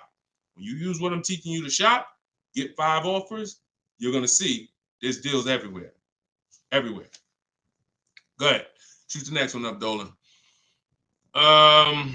You can't pay me to negotiate your lease, because I do this in 90 minutes and I'm teaching you to fish. You know, I've had people who used to buy cars from me. Hold on, keep that question up from Nicole, but I saw this person on TikTok. I'm not in the business I'm in the business of teaching people how to fish. So, you know, because what happens is you're building a trust in something. Like, if you're not willing to learn what it takes to do this in 90 minutes from home, like I'm teaching you, then you are the same type of person. That same mindset will lead you to go into dealers because you're just lazy and scared. Now, I'm not saying that's you. I'm warning you to not let that be you. I'm warning you you can't pay me enough. I'm not in that business. I'm in the business of helping people all around the country. It don't matter what you pay. Of course I don't think you would ever even ask me to work for free. I'm telling you though, that's not the business I'm in, because we can help thousands of people all around the country. But you're not realizing that your transaction is a 5-figure transaction. There's nothing else in this world that you're going to give that type of control. If you were going to start a business and it was going to take a $30,000 decision, $30,000 of your money, would you ever be looking and saying, oh, could you do this for me? You see, we do things with cars because we've been programmed to do them with cars. Car dealers have made you so scared that you've been programmed to do something, but you never do it with anything else. You never do it with a house. You wouldn't say, hey, could you just, I'll pay you to get my house for me. I'll pay you to, start this business for me. No, it's only cars. So when you realize that this stuff is easy, that old way of going into dealers and going back and forth, see, you're thinking of the old way. You're thinking, oh, I need somebody to tag along with me. Yeah, I got Deshone sitting over there next to me. I wouldn't be there because I'm at home. Where you see me at, this is where you see me at is exactly where I got my Infinity truck. I just told you about the deal. Where you see me at is exactly where I get my cars from. I sit right here, and all the people who got my Cars from Home book, who are in the Cars from Home video library, they're all right here. Some of them in the airport buying cars. Some of them at their desk at work making deals on cars. Nobody who's learning from me is in a dealership making deals on cars. So that's the old way. And if you think that you got to unlearn that or you can't win with me, you got to scrap that. I know it's painful. I know it sucks. I know it makes you feel like you're a loser. But that's what I'm telling you. Scrap that joint and do it my way. And when you do it my way, you're going to be like, oh, shoot, man, how the heck wasn't I shopping like this years ago? All right. So now Nicole on Facebook. Do you shop or negotiate differently for a car that is low in inventory or shortage? No. Now, the only difference is, let's say, and this is the reason why we connect with 25 dealers. See, in my book, I said we use the 25 to 5. We got to connect with 25 dealers. This takes us 20 minutes because we're using a copy and paste system. So if you're going to all of these Chevrolet websites and copy and pasting in their contact box, copy and paste, copy and paste, copy and paste. Now, what you're doing is you're shopping out of all those dealers' inventories. So if you only do this with 4 dealers, then you only see one dealer who has a car. And they're like, oh, well, we it doesn't seem like it's a lot of these cars out here. That's why we're connecting with 25. You saw Sean, he connected with 35. And so when we connect with these dealers, we're not just doing it to get bids. That's one reason. But we also know out of all these 25 dealers, probably 10 of them have a car that matches what I would want. And then I'm going to get 5 to 7 offers. So now let's just say we're at a mid period where the 2024s are sold out and the 2025 hasn't come in yet. Now what's going to happen is all of those dealers out of the 25, maybe 2 of them have a car, and they're going to tell you, you know what, you really need to order it. That's not because it's a low inventory. That's because you're usually in between model years, and the old one has sold out, and the new ones they're waiting for it to come in. But it doesn't change the way we shop. And sometimes we will order. If I'm purchasing, I'm more likely to order because I'll get bids, and then I'll take the car. But if I'm leasing, we're less likely to order because we don't know what the lease program is going to be. See, I could get a dealer that discounts the car for me $3,000. We had a person in our group, and they were getting a new BMW X4, the X4M, like the performance edition. We had a dealer, their best bid, the dealer was taking off $3,000 off MSRP. So, but the lease program is what we didn't know. And once the car came and they put the lease program on it, we saw that it was over 1.5%. So even at that discount, wow, we saved $3,000. Now, if she was purchasing it, that's a win. $3,000 off, beat everybody else. So I don't mind ordering if I'm purchasing. But on a lease, I'm less likely to order because I don't know what the lease program is going to be until the car gets here. Okay, but yeah, that the process doesn't change. It just we have little caveats based on on low inventory. Okay, process is the same. Nothing changes our 7-step process. Nothing. All right, go ahead, Dolan. Shoot the next one up. All right, great questions today. We got Jermaine, Facebook. So how do you transition out of a finance into a lease? Instagram, y'all not asking a lot of questions. All right, hold on. Get Blooming chosen one. All right, hold on. All right, Jermaine from Facebook says, how do you transition out of a finance to a lease? All right, perfect. So now what I like about this question, Jermaine, is you've already answered the most important question, which is how many years am I keeping the next car? That's step one in our 7-step system. You've already answered that because you've determined I should be leasing. Now the next step is equity assessment. Equity assessment. Call the bank. You don't have to worry about third-party restrictions or nothing because you're not leasing. I mean, you're not coming out of a lease, rather. So you're going to call your bank, get your payoff. You're going to take 20 minutes, go on CarMax, Driveway, Carvana, Kelly's Blue Book Instant Cash Offer, AutoNation Sell My Car, Car Guru Sell My Car. Get those 6 offers. That's going to tell you if you have equity, break even, or if you have negative equity. That's your next step. Don't do anything else until you do that. Okay? See, we always have to account for our current asset before we start moving forward. What happens if he has $3,000 in equity? That means he has $3,000. He could either apply towards his next deal, or he could put that money in his bank account and, maybe he leases the next car with no money out of pocket. So equity assessment always comes even before we budget, before we plan our mileage, before we do anything. Equity assessment is what we do. All right. All right, shoot that next one up. Shoot that one up from Instagram if you got it, Dolan. It might have took you a minute, but because we got it's comments from everywhere, y'all. No matter. Okay, here we go. For your calculator, why doesn't it negotiate to the lowest offer? My calculator is the best. My calculator is the best thing that exists because it takes all the offers you get. By the way, y'all, what she's talking about. And you got to be specific because I do have multiple calculators that I've created in my book, multiple softwares where you plug in stuff and it spits out so one of the calculators that I have is the counter offer calculator. So we never accept a deal until we send a counter. So what we do is we take the counters. We take all the offers we get, we plug them into my calculator. Whether it's a lease or whether it's several types. One is for leasing, one is for cash purchases and financing. Now, when you're financing, you're always getting your deals with tax and everything included, all in. So what it does is it takes all the offers, you plug them in, and then it spits out which one is the best, and it counters everyone based on the best offer. So let's just say a dealer says, I'm gonna do a 1.1% lease, and then this dealer says 1.2. This dealer says 1.3, 1.5. It's not countering all the high offers based on their high offers. It's countering all the offers based on the lowest offer. Because if the 1.1% lease was presented to us, that means any of the dealer could have did it. So now we're calling out the 80% and letting them know that if this dealer offered me 1.1%, then you all could have done it too. You're just choosing not to do it, in which case that's what the 80% do. So we counter every single one. We even counter the lowest one.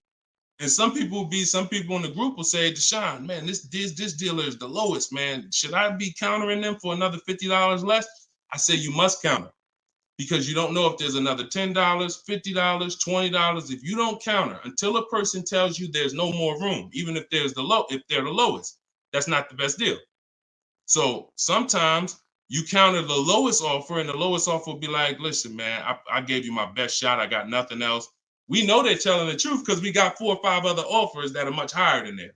Sometimes they'll be like, listen, I can't do that $50. I'll get you another $10. That's the best I got. We know they're telling the truth because all the other offers are a whole lot higher. So that's the way the counter offer calculator works. It's gold. It's gold. So all right, we had an hour and 19 minutes. We try to keep these broadcasts about an hour and 15. Every now and then we go a little over, but listen, y'all, we are live Monday, Tuesday, Thursday, and Friday, 12 p.m. Mark your calendars, 12 p.m. Eastern time, 3 p.m. Eastern time. I'm hoping to, in the next couple of days, have a link in my bios so that people will be able to actually go to our calendar, put a reminder, but you know it. 12 p.m. Eastern time, 3 p.m. Eastern time, Monday, Tuesday, Thursday, and Friday.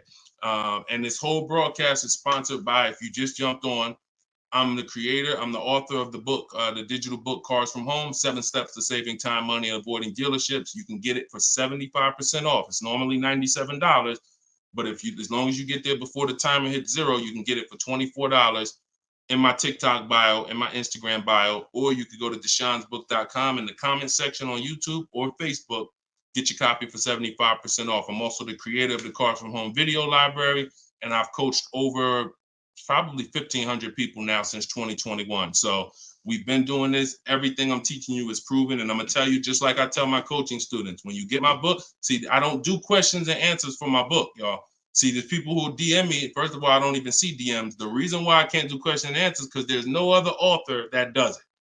So I make myself available probably more than anybody. But when you buy the book, trust the process. If you don't see me say do it, don't do it. Do everything I say do. I tell everybody, even if they're in my coaching programs, you must trust the process that I'm giving you, and you got to unlearn your old process. Don't even think about your old process. Use my process, and I'll lead you to where you want to be at. Guaranteed. All right, so get your copy. I will see y'all all on the next broadcast. Tell your friends. Welcome to the new followers. Welcome to the new subscribers on YouTube. I appreciate y'all. We'll be back for episode 5. God bless you.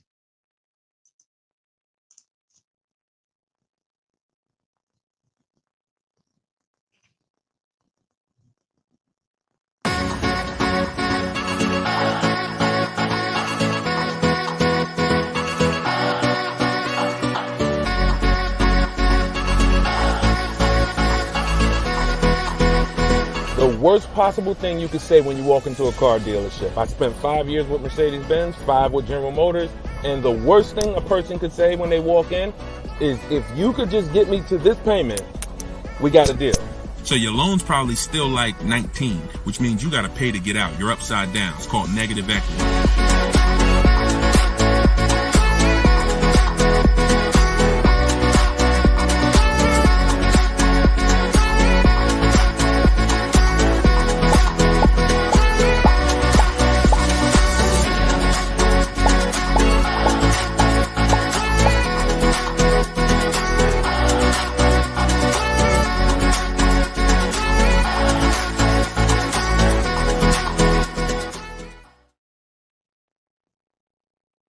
What's going on? What's going on? Welcome everybody to Wednesday, 12 noon car shopping Q&A.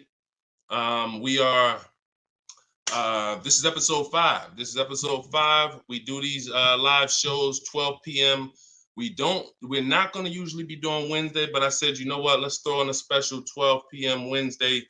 So we are actually live. I know some of you may watch the broadcast because we do rebroadcast these lives, but this is actually live, and we're going to be taking questions right now. So as you come in, if you could hit the share button and tag a friend.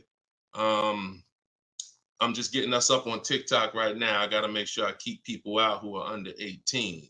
So come on in. I'm going to share this. If you don't know me, if this is your first time seeing a show with me, type the number 1. Type the number 1 if this is your first time. Welcome back to people who have been here with us in the past or on previous shows. My name is Deshone the Auto Advisor.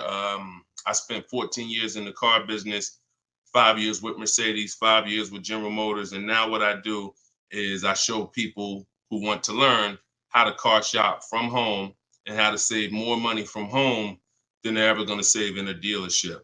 So I'm the author of the book, the digital book, Cars from Home, 7 Steps to Saving Time, Money, and Avoiding Dealerships. And I'm also the creator of the Cars from Home video library, which is a step-by-step video platform. But anyone who's on here for the next 30 minutes, you can get a copy of my new book, Cars from Home, in my TikTok bio at 75% off. It's normally $97, but for 30 minutes, you can get it in my TikTok bio for 75% off, Instagram bio for 75% off. Or you can go to deshonsbook.com in the Facebook comments or in the YouTube comments. But let's get busy. Get your copy for 75% off. Everything I'm going to be talking about on this show, once again, this is live. It's Wednesday. This is a 12 p.m. noon show.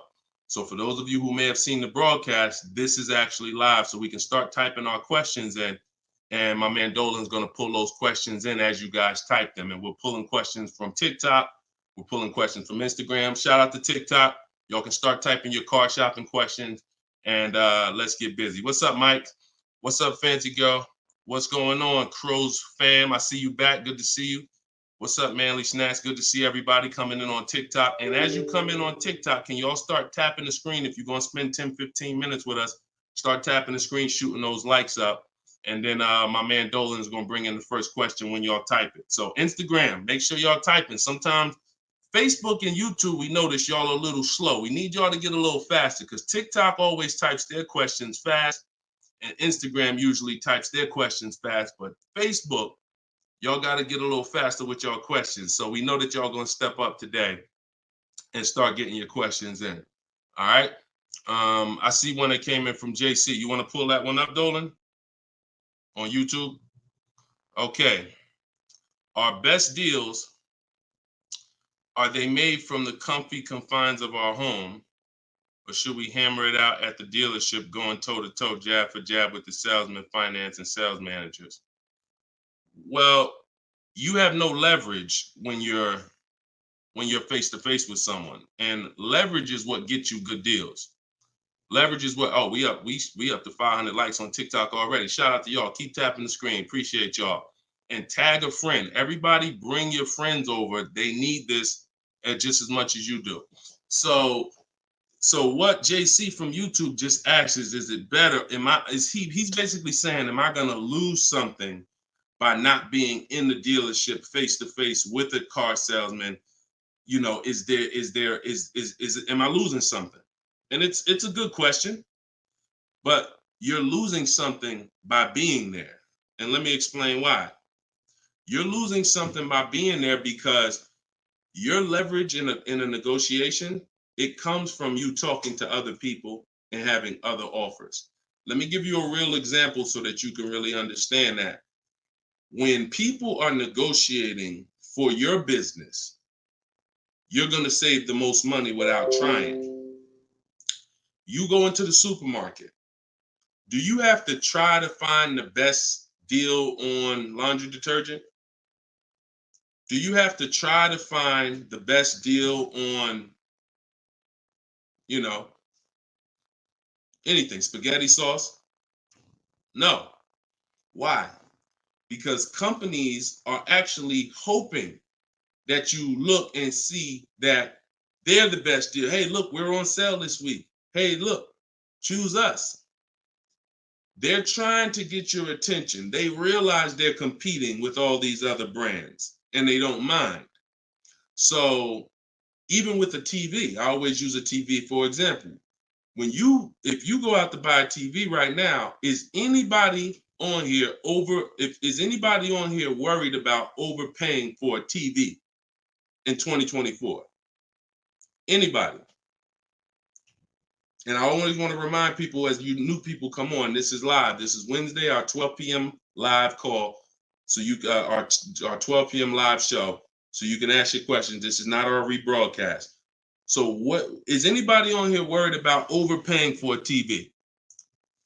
Anybody? No. Why is that? Because you already know that companies are competing to sell you a TV. Sony, TCL, Samsung, all of these companies are competing. Therefore, you're not gonna overpay. That's what we bring to car buying. In a nutshell, y'all, if I can wrap up what I'm trying to show you with Cars from Home, the reason why my brand is called Cars from Home, my book is called Cars from Home, my library is called Cars. The reason is because it's a mindset. It's a mindset. You're bringing the same mindset you would bring to shop for your TV to cars. And you don't overpay. You don't have anybody on here worried about having buyer's remorse for the TV. Look, Fancy Girl, Kiki, no. Look, RJ Newscom, no. Look, Patrice on Instagram, no. So no one on here is worried about overpaying for any of these items that years ago, we used to be worried about overpaying for TVs, but not anymore.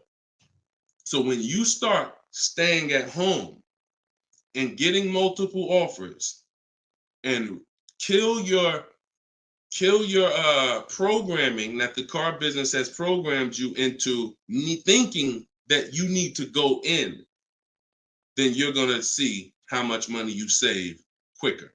Okay?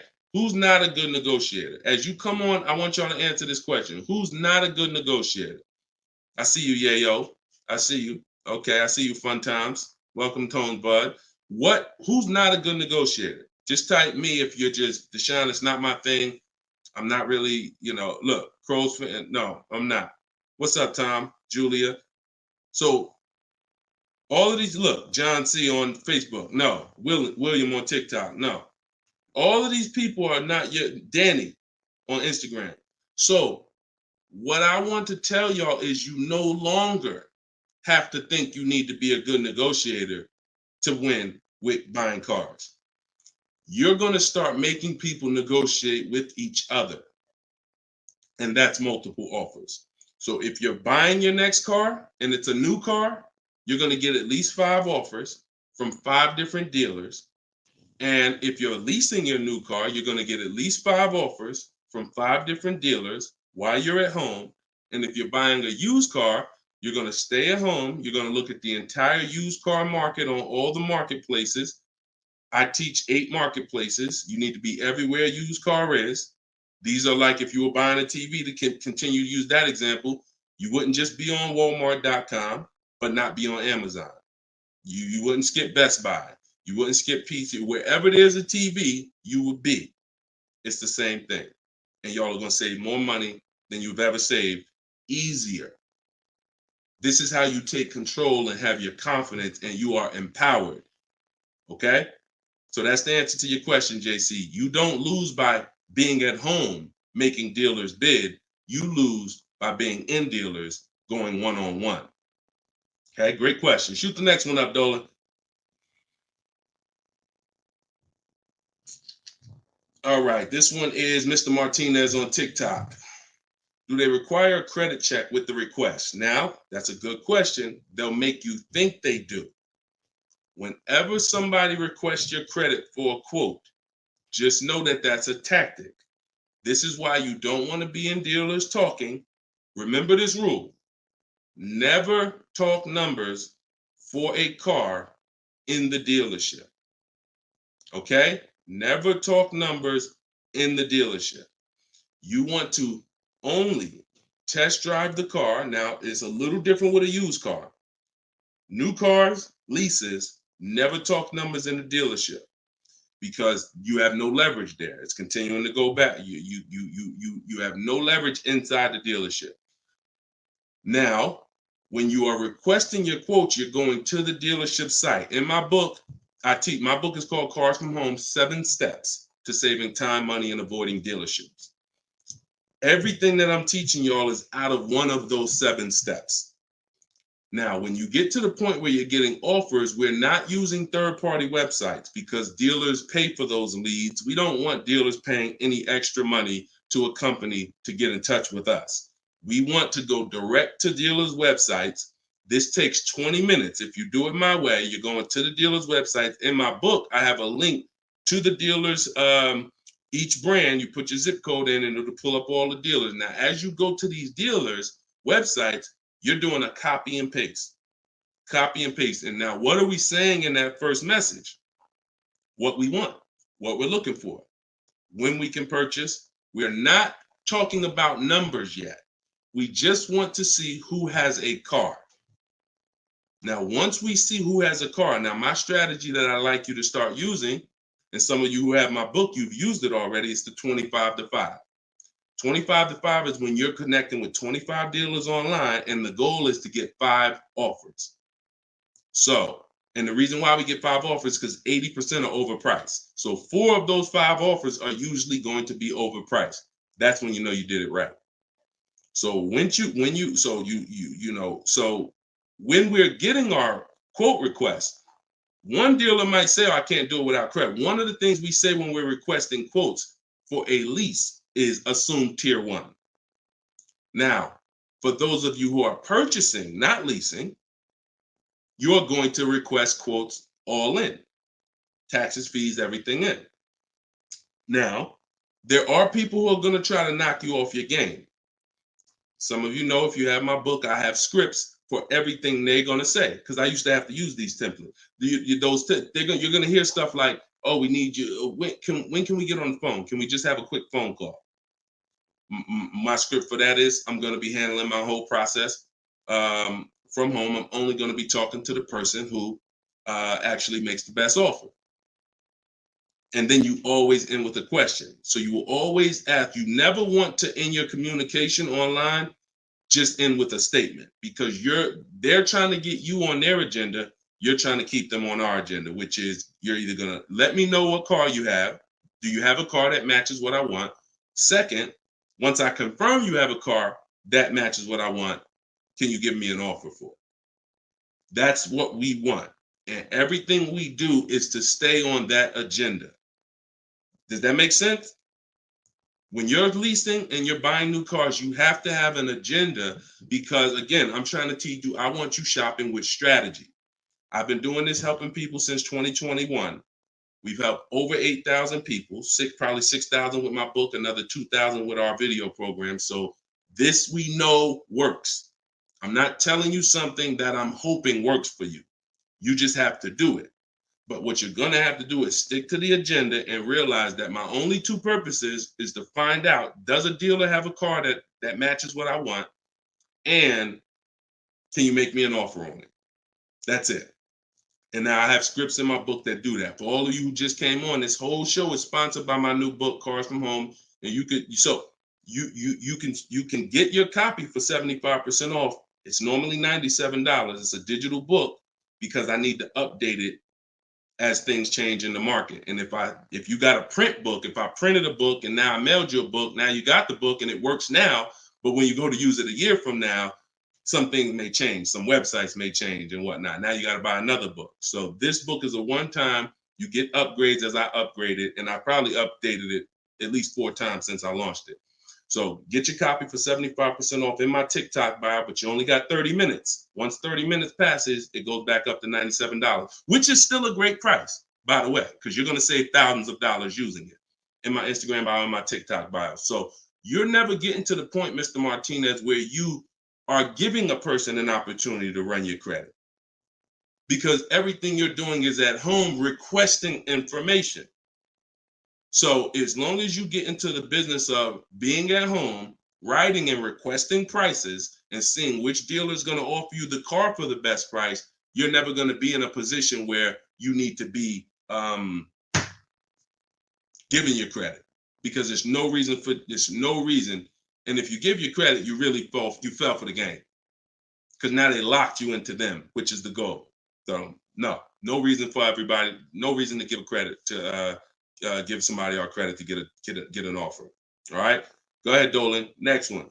Type your questions. I see a lot coming in from Instagram. I'm in the dealership right now. Vital on Instagram. Keep that up. Keep that up, Dolan. Vital just said I'm in the dealer right now. Now, if you're there negotiating, then you're never going to get the best deal.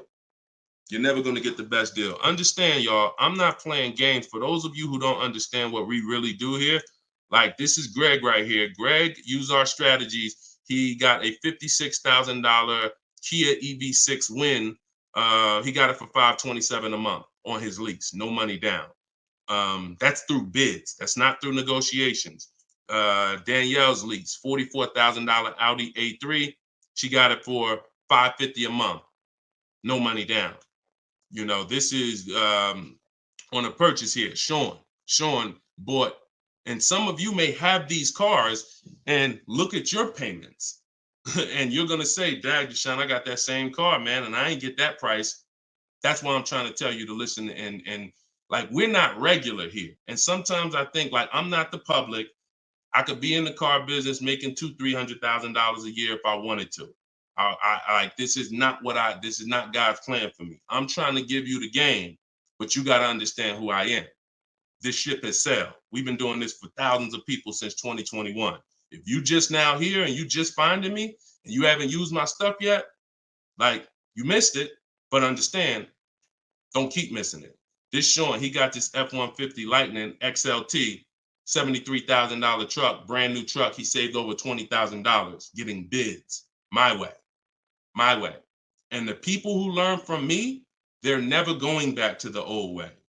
They're never going back to negotiating and dealing. It only take one time for you to use what I'm telling you and see how quick you buy cars and see how much money you save to realize, oh shoot, I'm never going back to that old way of car shopping again. All right. So if you want to do it, you need to leave that dealership. Unless you're just there to test drive, that's different. So Instagram. Considering leasing a car, but feels like it will keep me constantly having a car payment if I choose to keep leasing at the end. Could you please explain the strategy to leasing versus financing? Absolutely. So when you're leasing, so this is a great question. Somebody said, look, if I lease, I'm going to always have a car payment. That's absolutely true. And so there's two totally different ends of the spectrum, y'all, when we look at how we acquire cars and get the best deals on them. One is a lease. My goal is to drive a new car, always under warranty in most cases, except if I'm a high mileage driver. I'm paying pennies on the dollar compared to somebody purchasing, like that same car that Greg got. He's paying $527 a month. That same vehicle would be, it's a $56,000 car. That same vehicle will be $1,000 a month on the car note, at least on a 6-year car note. So I'm paying pennies on the dollar. I just had somebody today, he's going to pick up a brand new Kia Telluride. He got a payment of in the 400 range of $42,000 Kia Telluride. Once he negotiated it, he decided he was going to put $2,500 down because he wanted his payment where it was. But he already had a ridiculously low payment. It was like a 1.1% lease deal on a Kia Telluride. I told him, I said, you know that same Kia Telluride, $42,000, that would cost about $800 a month to purchase? He said, yeah, I know. I used to buy one. I used to buy mine. He actually had one. It got totaled. So he knows how much he was putting into that vehicle before he actually figured out he's not an 8-year person. So if you're not keeping your cars 8 years, you should be shopping for aggressive lease deals because it's pennies on the dollar. And we shop with bids because it's easy. It's fun. We're in control. And that's the way we do it. Now, the other side of the spectrum are long-term vehicles that are going to be what we call a keeper. If anybody who has a keeper in their household, type a K. If you have a vehicle in your household right now that you've had for more than 8 years, type a K. Type a K. Type a K. As you come in, y'all, if you're on Instagram, could y'all hit that paper airplane? It looks at the bottom of the screen. It allows you to share this broadcast with your friends. And could everyone who shares, could you share this broadcast? It does help. It matters. And I'm never going to stop asking for it. And I'm never going to stop appreciating the people who share. I appreciate you guys. And your friends will appreciate you more than anything, more than even I appreciate you. When you tag a friend who doesn't know me and they're car shopping, they'll appreciate you more than even I appreciate you. So, okay, all right. So we got John on on Facebook. We got Michael. We got hold on, let me see. Acura MDX. Rob Korn got an Acura MDX on Instagram. He's had it 195,000 miles. So these are what we call Derek on TikTok, Donald on TikTok. These are what we call keepers. These are vehicles that, again, someone asked a question about understanding if I always have a car payment, if I lease, can we please explain the strategy of leasing versus financing? I just told you the benefits of leasing. Now, all those benefits come at a price. Now, the other side of the spectrum is the long-term keeper vehicle where now we have outlived depreciation because the unseen expense is the one that's killing you. The unseen expense is depreciation. When you buy your car today for $30,000, tomorrow it's not worth $30,000, right? Tomorrow. You can buy a car today for $30,000 and bring it back to the dealer tomorrow. They're not just giving you your $30,000. You've lost money in one day. That's depreciation. Now you can sit that car outside your house and you can have that car. You don't drive it 1 mile. You never even touched it. And you go out there and a year later, is it worth $30,000? No, right? You never told, but Deshone, I didn't even drive it. But you understand, it's not worth $30,000 anymore. It sat there for a year. Now it's probably worth $24,000. That's depreciation. So some of you have been trained to think, oh, well, I buy my cars because I don't want to pay for the mileage. What I'm trying to get you to understand is when you understand depreciation, you're going to see not only do you pay for the mileage, whether you buy or lease, you pay for the car whether you drive it or not when you buy. Does that make sense? Type clear if y'all are clear so far on this, on these principles. Because it's bad information that's been fed to you for all these years that, oh, you know what? I like to drive as much as I want. Oh, I like to do everything and I don't want to pay for mileage, so I'm going to buy. But what you're seeing now is, oh, shoot. If I drive no miles, my car's worth less. If I drive average miles, my car's worth even less. If I drive high miles, my car's worth even less. Depreciation. It's the unseen expense. So now our goal with purchasing the right way and picking whether I'm going to shop for great lease deals or whether I'm going to be a long-term keeper is to avoid where the depreciation loses us the most money. The most money. Look, right here, 3, 4, 5, 6 years, you're losing the most money. This is when you don't want to have bought your car and replaced it, because you're losing thousands and thousands of dollars every year. And now many of you have been taught it's okay to switch cars while you're in here, dropping.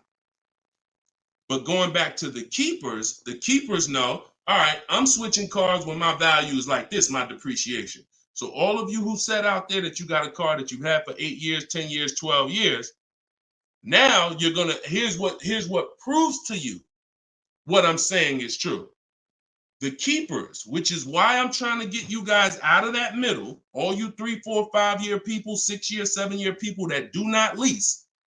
You don't keep your cars long enough to outlive this depreciation, but you don't lease. You're losing the most money by far, thousands and thousands of dollars every car you buy in resale value, because you flip cars, try to trade them in while you just lost thousands and thousands of dollars. So on the other end, those of you who said, Deshone, I got a keeper outside, if that car today is worth $5,000, a year from now, it's probably going to be worth $4,800. That means you're no longer losing value like this. You're only losing value little by little, and you've outlived the depreciation. So your goal when understanding should I lease or buy is like, Deshone, okay, how do I avoid this? Well, if you're not keeping your car 8 years, you should be shopping for leases.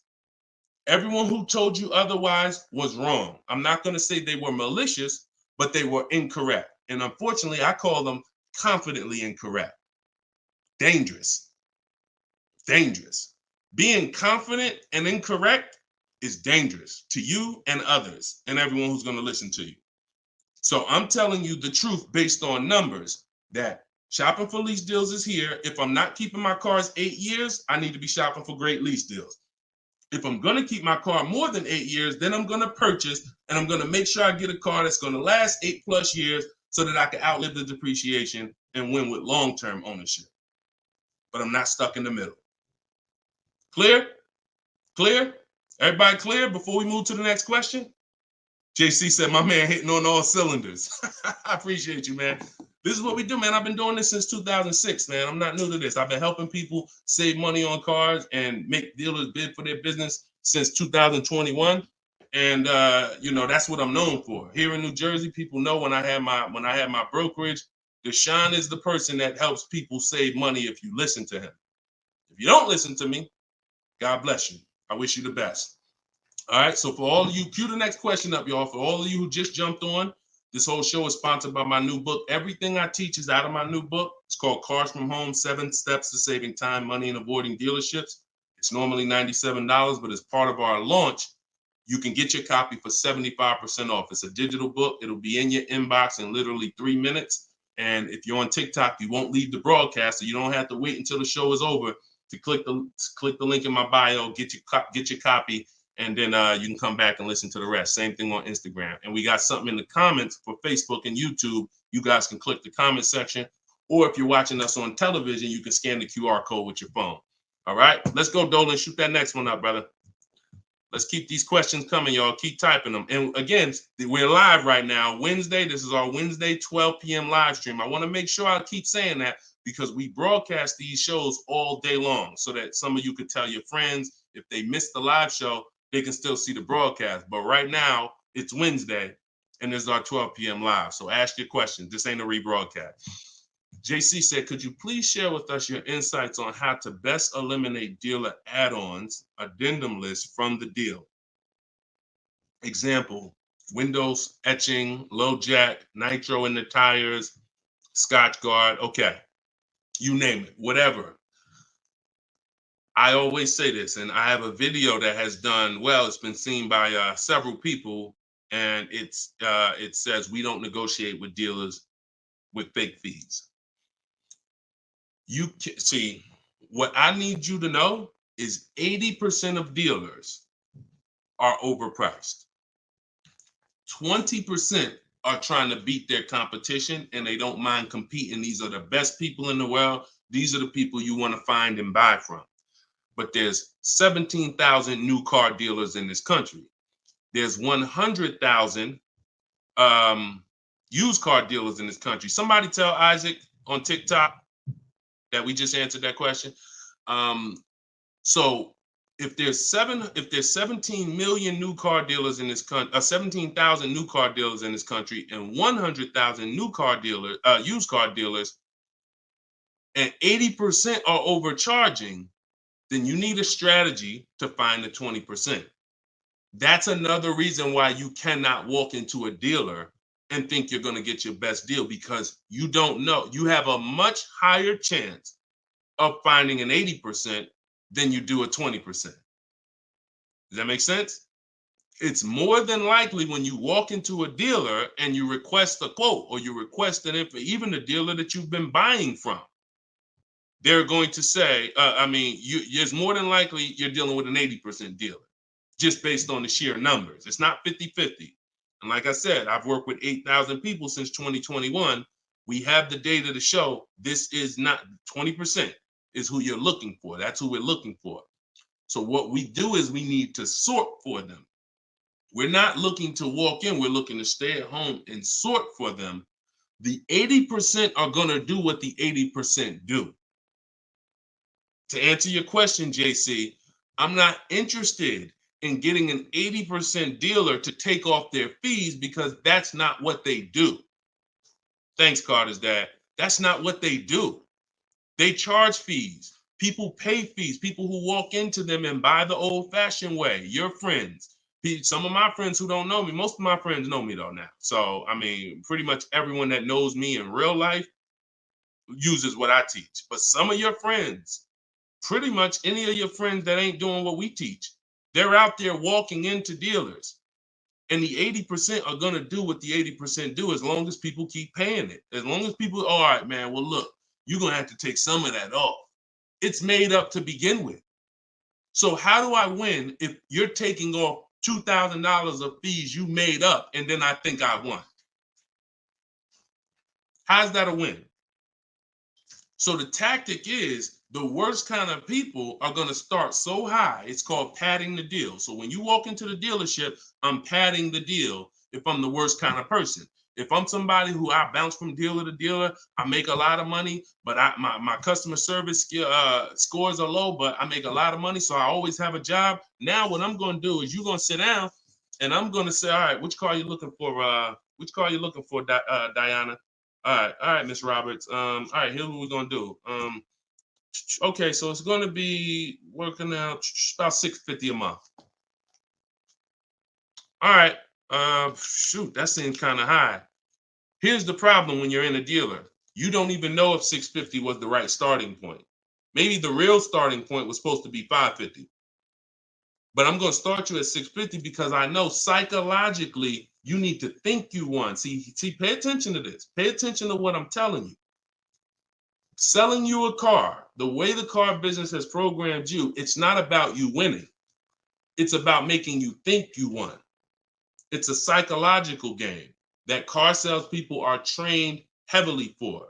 So when you come in and I tell you it's 650, or when you look at that car and you see it and you're like, the window sticker says 42, but when we sit down and I say, okay, we got this fee and we got that. All right, so asking price is 45,700. And you're like, wait, but the window sticker says 42. But yeah, these are the add-ons that we have. All right, now I'm starting so high that I can take off money to make you think you won, and I still end up winning because I really didn't take off anything. So this is why we don't play the games of back and forth with fake fees. What we do is we sit at home, we get bids, we look at, if we're looking at pre-owned cars, we're looking at the marketplaces, we're narrowing it down, because my strategy for shopping for used cars is different than new cars. New cars and leases, we use something called the 25 to 5 strategy. That's when we reach out to 25 dealers to get 5 quotes. Used cars, we use the multiple marketplace strategy, where we go to all the used car marketplaces and now we look at what the low price is in the market and we sort it down to our top 3, top 5. And then we take it, we got to make sure there's no fake fees on them, because that's a tactic they'll use on used cars. Fake fees, put a price out there. So everything is a screening process.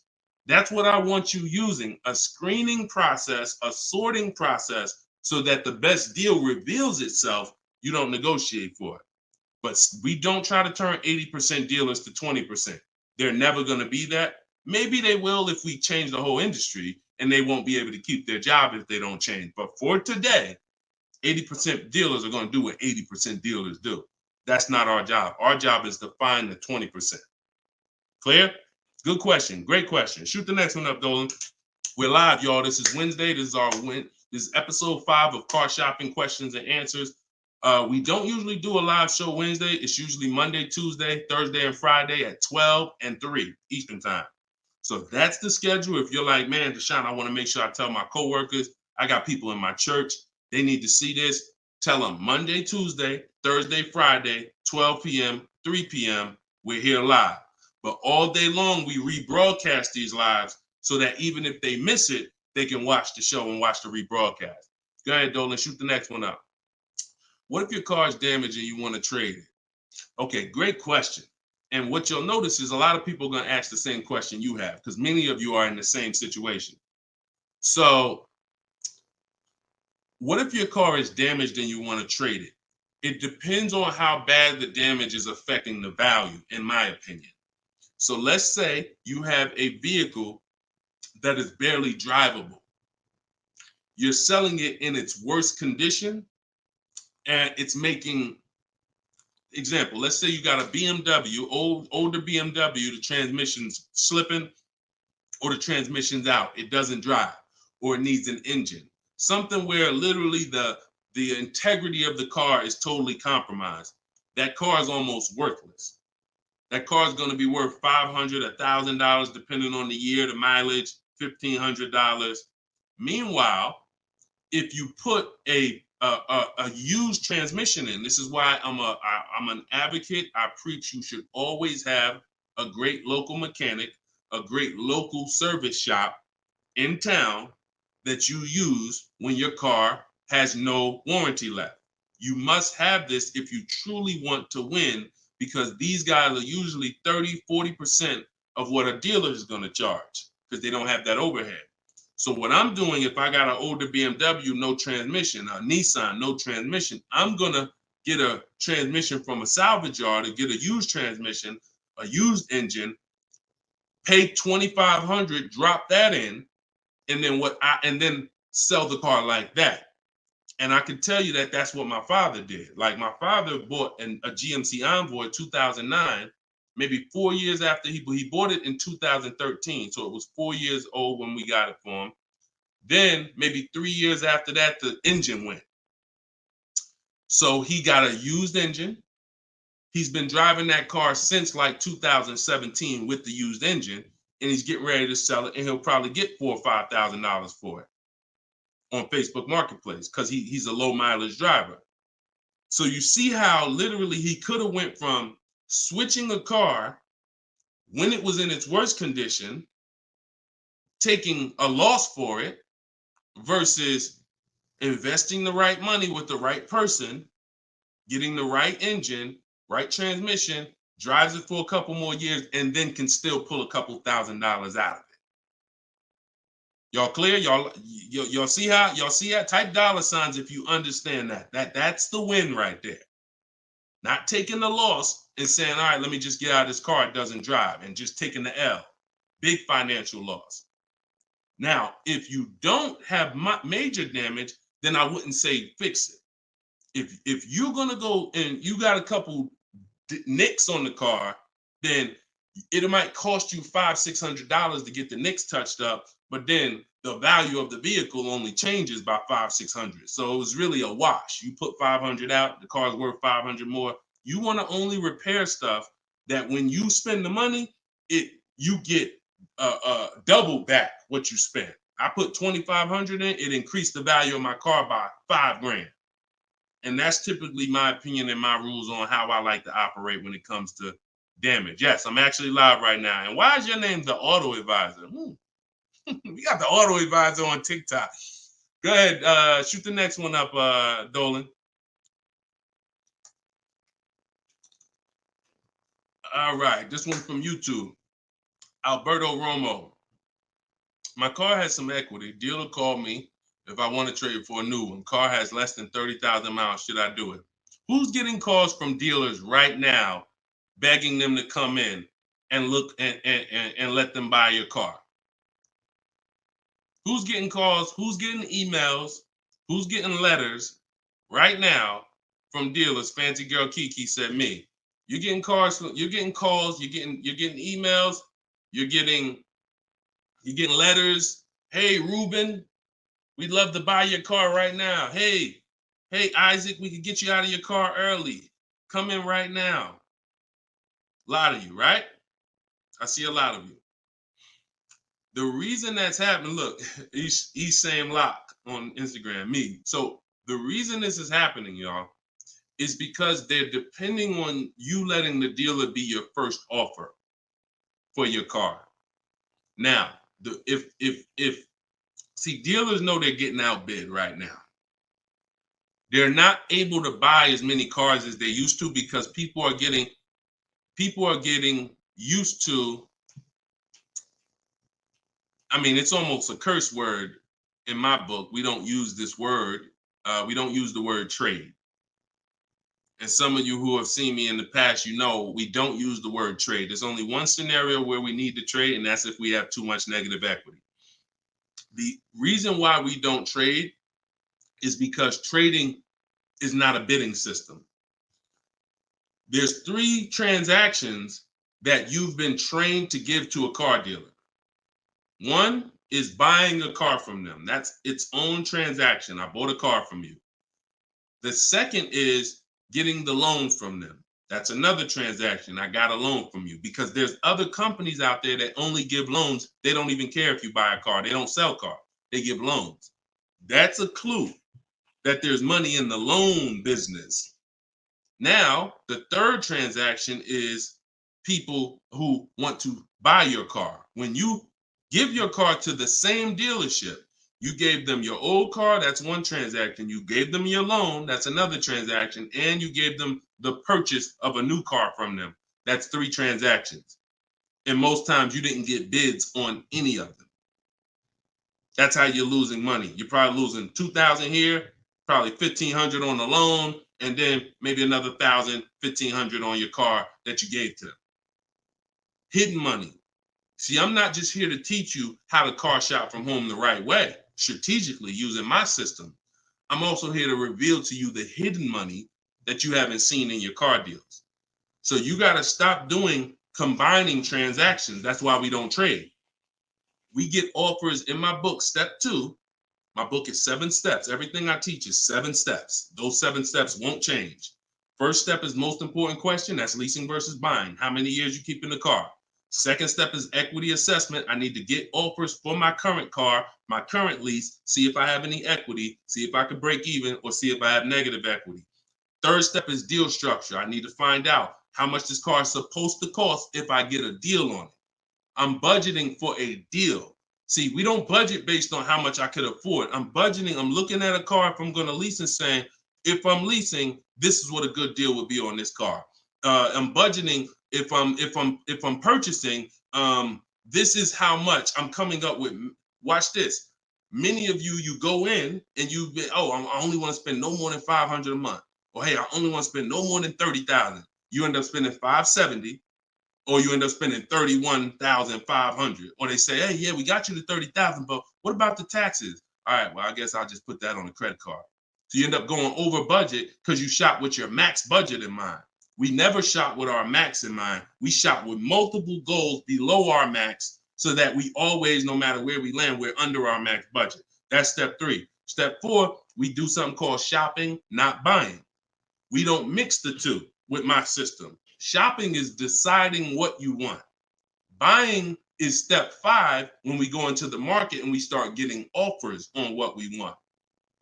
But when you get to step 5, you're in the market getting offers. Step 6 is paperwork and protection. All that paperwork that you need to know. All right, yo, do I need this product? Warranties, all of that is step 6. And then step 7 is delivery. So everything I'm teaching you falls under one of those 7 steps. And I'm trying to get you to use a system instead of winging it. If you don't wing it, you'll be fine. But step 2, Alberto, is the equity assessment, where you're getting offers to find out what your car is worth. You can give the dealer an opportunity later to beat it, but you need to know. That's why we don't respond to those. Hey, come on in. Let me look at your old car. Let me buy your old car. Hey, come on in. Let me see. You need to call your bank for a payoff, and you need to go to CarMax, Driveway, Carvana, Kelly's Blue Book Instant Cash Offer, AutoNation, Sell My Car, Car Guru, Sell My Car. Take you 20, 25 minutes to do your equity assessment, and you got real cash offers that you'll know if I have equity in my car, and you'll know these people can cut me a check in an hour. And now let me go prepare to shop for my replacement car because these companies already bid on my old car. Type clear if y'all are clear on that. That's the equity assessment. That's my 7-step system. That's why my book is called Cars from Home, 7 Steps to Saving Time, Money, and Avoiding Dealerships. All right. All of you could get a copy. You could get your copy for 75% off. It's normally $97, but as part of our launch, you can get it in my TikTok bio for 30 minutes for 75% off. Once the timer goes back up, once the timer expires, it's back up to $97. So get your copy before the timer runs out. Same thing with Instagram. Go to my Instagram bio. You'll have it 3 minutes and you come back to the show. And if you're on Facebook or YouTube, we got links in the comment section for you. All right. Great question, though. Look, go ahead. Shoot the next one up, Dolan. Oh, it said, this man, bro, spitting gold fire for real. I hope this isn't going over anyone's head. Me too, bro. Listen, me too. Keep that question up. Fancy girl Kiki from TikTok. But me too, bro. Like, I'm sitting here, man, and I pray every day that the Lord help me to look. I want you to even see. I gotta unlearn. That's why I represent this brand. I got to unlearn. Like, I have been programmed, and the people who programmed me have actually programmed me because they make more money by me staying programmed. So some of you, it's unfortunate, are not going to spend $24. You're not going to spend $24. Now, I had people get the book for $97. It's people that might be on here that say, man, I got the book before we even had this sale. $97, but some of you are not going to spend $24 to get the book. But you want to go into a 5-figure transaction, a 5-figure, $10,000, $50,000, $100,000. Some of you who are buying luxury vehicles and exotics transaction, but it's something about not, and that's just unfortunate. All right, fancy girl Kiki from TikTok. Is it true that you can have your down payment go towards your payments? So all right. So when we're working out our loan, again, this is still combining the loan and the purchase of the car. Because when you're actually trying to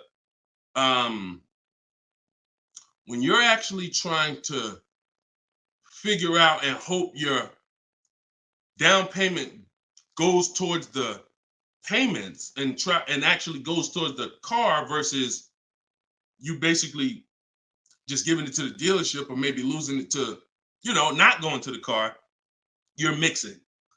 Because when we're shopping, we have loan. When you buy your car, if I'm financing, right? Give you an example. When I bought my Infiniti truck, I'm shopping for the car. Once I get the car, now, and I use my perfect budget calculator. It's in my book. It's a calculator I created. See, that stuff I can't even explain on this show. I can't explain how a calculator that I created works. It's a surprise when you get there, when you're reading and you're like, oh, this is a calculator. I've never seen nothing like this before. I know, because I made it. And I got like 5 of them in there. So, but when you're trying to do what it does, I can tell you how to do this manually to some degree. When you got to know what you can spend. That's why we have that budgeting exercise where in order for me to be at a $450 a month payment, I can't get any more than a $22,000 loan. If I get more than a $22,000 loan, then I'm going to have more than a $450 payment. So now you might say, okay, 6 years though, because if I go 6 years on the loan, then maybe I could get like $25,000 depending on my interest rate. But I need to know how much car I can buy based on where I want my payment to be. So now once I establish that in a budget exercise, you can do that with some calculators online, try to, but you have to account for taxes. The reason why these calculators don't work well, because they're not going to account for the taxes. They're not going to account for, any down payment you want to put in, and they're not going to account for any equity you may be getting. And then they're not going to give you these goals for, all right, a 5-year loan or a 6-year loan is 2 different prices. $450 a month for 5 years is not the same as $450 a month for 6 years. If I get a car at $450 a month for 5 years, I got a better price on it than if I got it for $450 a month for 6 years. So these are the things that you kind of got to have in your budget so that all right, this is how, because it does me no good to know that I could go and spend $35,000 on a pre-approval. What does that do? How does that equate to what I can actually spend? I don't want to spend $35,000. That's a $700 a month payment. So, but once you establish the budget on how much I can spend, now you go find the car. So I'm shopping for the Infiniti, and I'm shopping knowing all of these cars are within my budget. Now, when I actually get the car, now what I'm doing is going and I'm finalizing my loan and having multiple dealers, multiple banks and credit unions give me offers for my loan. Everyone can run my credit with a hard pull because I'm within the rate window where it's not going to affect my credit negatively. It's only going to weigh as one hard pull. I know you have heard, oh, don't let all these people run your credit. If you do this right, according to how you're supposed to rate shop, you can Google rate shop. In fact, I'll show you right now. I'm going to share my screen so y'all can actually see. See, it's the information you don't know that's costing you. It's the information that you don't know that is costing you. Look, if I go to Google and I type in rate shopping, Experian. Experian has a whole article. Let me know if y'all can see my screen. Hold on. Oh, wait, hold on.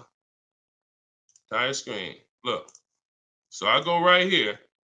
Rate shopping. They have a whole article about how to properly rate shop.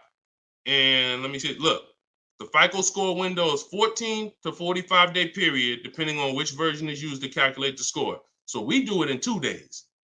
We do it in 2 days. So we don't even use the 14-day window. That's why we don't let anybody run our credit with a hard pull until after we already find our car. So now you come in and you are I'm letting all these people run my credit to get their offers for my loan, their offers for my interest. And then what I'm doing is whoever makes the best deal there, I'm calling the dealer and I'm giving the dealer an opportunity to beat it. Because the dealer has another 7, 8, 10 banks that they might, let me see if I can beat that because I like to earn the business. And that's what I call the bank bidding war blueprint. So I'm putting that when you get my book, you actually get the bank bidding war blueprint because I haven't combined it with my book yet. It's going to take me probably about 30 days to combine it into my book. So I just send the book and I send the bank bidding war blueprint. That strategy right there is called the bank bidding war. So we're not worried about if our down payment's going to go to the car, because our loan is always worked out with the bank, not with the dealership. Okay? Separate these things. When you start separating these things like I want you to, you're going to see I can't get into the same trouble I used to get into. Okay? Go ahead. Shoot the next one up, Dolan. Great question. Are you even actively selling cars, or are you just selling books now? No, we're all in the education business. I haven't sold cars since 2020. TikTok, what's the best way to approach a used dealership? From home. All the marketplaces. So you don't want to, if you're shopping for a used car, you cannot afford to miss a place where a used car is. What does that mean? Car Gurus, Auto Trader, Carfax.com, CarMax.com, Carvana, Driveway, eBay Motors. There's 8 marketplaces that we use. Vroom used to be on there, but Vroom's out of business now. So, and we don't use, people will say, why don't you use Auto Tempest because it pulls inventory from all of it. We don't use a third-party site, because what it's doing is pulling, it's not going to pull all the inventory, because no one's going to give this third-party site permission to just pull all their inventory, and now people start going to the third-party site instead of coming to them. So we just go direct to the marketplaces. And then the first thing we're doing, once we know our budget and what we can spend, we're going and we're looking for our car. But we are not going, the first thing you need to do if you want to get, y'all know, like, what I'm famous for is teaching people how to get below market deals from home. Below market deals. When you're getting below market deals, you have to realize there's 2 other categories of most people paying. Some of you have been paying market value. Some of you have been paying above market value. So below market value means there's 2 categories that we want to buy below what they're paying. Okay? So we got to have that in our mind. Below market. Like when you look at Eddie. Look at Eddie. This is 2023. This was last year. Still coming out of low inventory. He got a 2023 Camry hybrid. And the hybrids last year, they were on fire. On fire. Like, so they were still charging $2,000, $3,000 over sticker price for the, he got $2,086 under MSRP getting bids. That was his lowest bid. Okay? He said, I had a 1-week window. So those of you who are like, Deshone, I need a car in a week. When you get bids, it ain't nothing. He said, I actually completed the process in 4 days. So below market deals where people are paying sticker price and they think they won. You know what? Hey, you know what? The best deal is, at least I didn't get a markup, sticker price. Now, let's get back to approaching the used cars. When we open up when we get in used cars. Oh, wait a minute, yo, banana dad, you funny, man. So when we get in used cars, so our goal before we could get a below market used deal, we have to know what the market prices are. So when we open up those marketplaces, the first thing I want you to do is look and sort from lowest to highest prices on all of them. Lowest to highest prices. Well, the first thing we actually do is start an account. You want an account because we want to get alerts of all new inventory.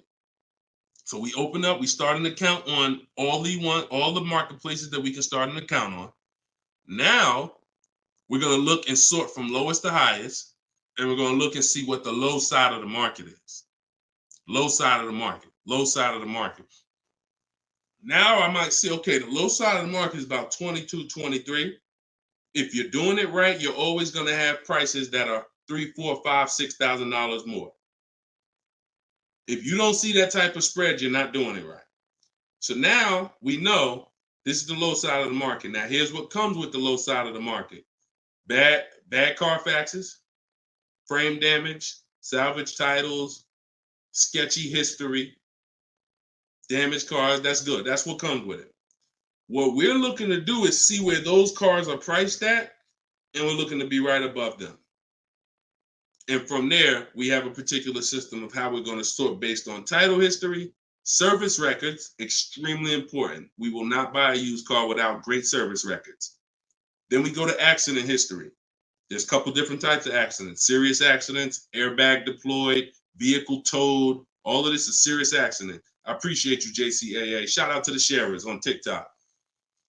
Now we go to, then we need to verify there's no bogus fees, because that's a narrowing down. Now that'll narrow us down to like a top 3, top 5, top 7. But some of those vehicles are going to have bogus fees, guaranteed, guaranteed.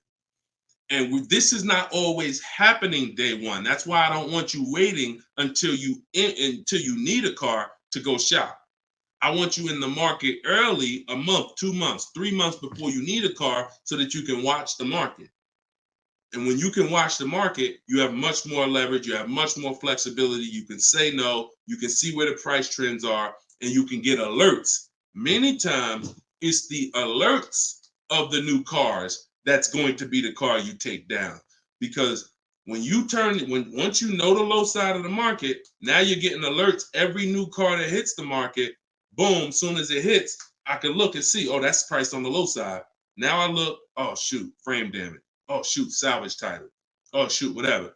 And eventually one pops up and you're like, oh, good Carfax. Oh, good title history. Boom. And now we're preparing to get ready to take that car off the market. We can't test drive used cars until we're ready to buy them, though. That's the only reason we can't do 100% of our used car deals from home, ever. New car deals, we've had people throughout, use my book, in my course, everything. 100%. Dealer delivers the car. That can happen. New cars and leases, 100%. Used cars, we can't. You must go to the dealer. You must see the car. You must drive it. And then that's when you're taking that deal across the finish line right then and there. Okay? That's a overview of what I call my multiple marketplace strategy. If you do that, you win. I mean, there's no guarantees in life. So I'm not here to guarantee, but I am here to say, you haven't had strategy. When you're using strategy and boundaries, you haven't had boundaries or strategy. You add boundaries and strategies to your car buying, 99 times out of 100, you're going to win more than you used to win. All right?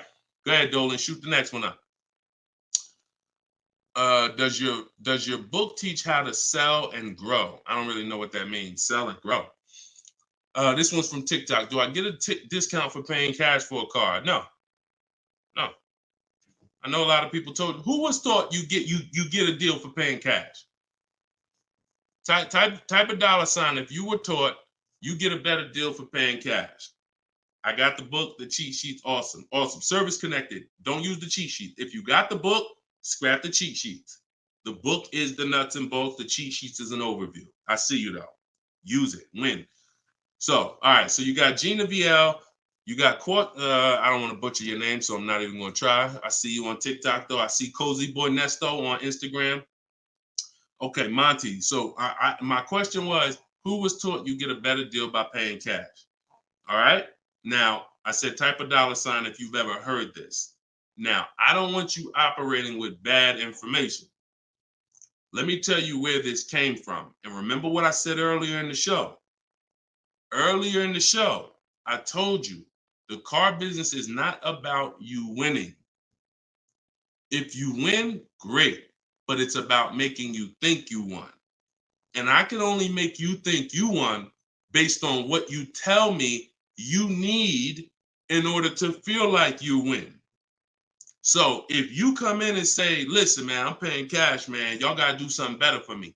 I'm not going to sit here and tell you, well, you don't get a better deal for paying cash. Now, I would tell you, listen, I'm going to be honest with you. You can get this price whether you pay cash or not.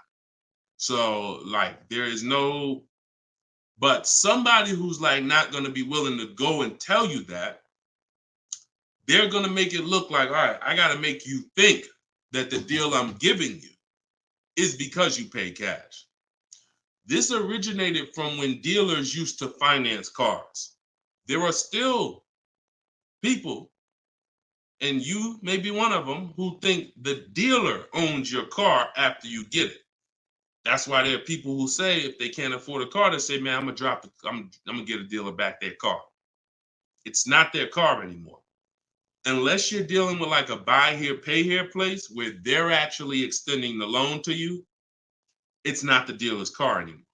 But back in the past, dealers used to extend loans. They would hold the financing. So if you offered them all the money up front, it was an incentive for them because they knew it guaranteed they get the money now. And it also saved them interest. It saved them, if they were holding the note, then they're still technically paying for that car. And they're like, okay, I could save you another $1,000, $1,500, because you're going to give me all the cash up front. It's not like that anymore. It's not. It literally, from the time you leave, the dealership is funded in full in hours. Like by the time you drive off, wire transfer, the dealer is funded for the car. The funds come from Bank of America, Chase, TD, M&T Bank, whoever it comes from, wired to the dealer. From that point, it's between you and who? Who's on the title? Who's the ones calling you if you don't make the payment? Who's the one setting up the car to be taken if you don't make the payment? It's not the dealer, right? It's the bank. So it's always between you and the bank from that point, which is why you don't get an exactly life experience. You're not getting a better deal paying cash. And that's just because that's the way it's set up. Now, the rare exception that you may see, and this doesn't happen a lot, sometimes there's like a low interest rate. Like when I was with General Motors, we might have like all right, you could get 0% interest, or you could get a $5,000 rebate. Only on a new car though.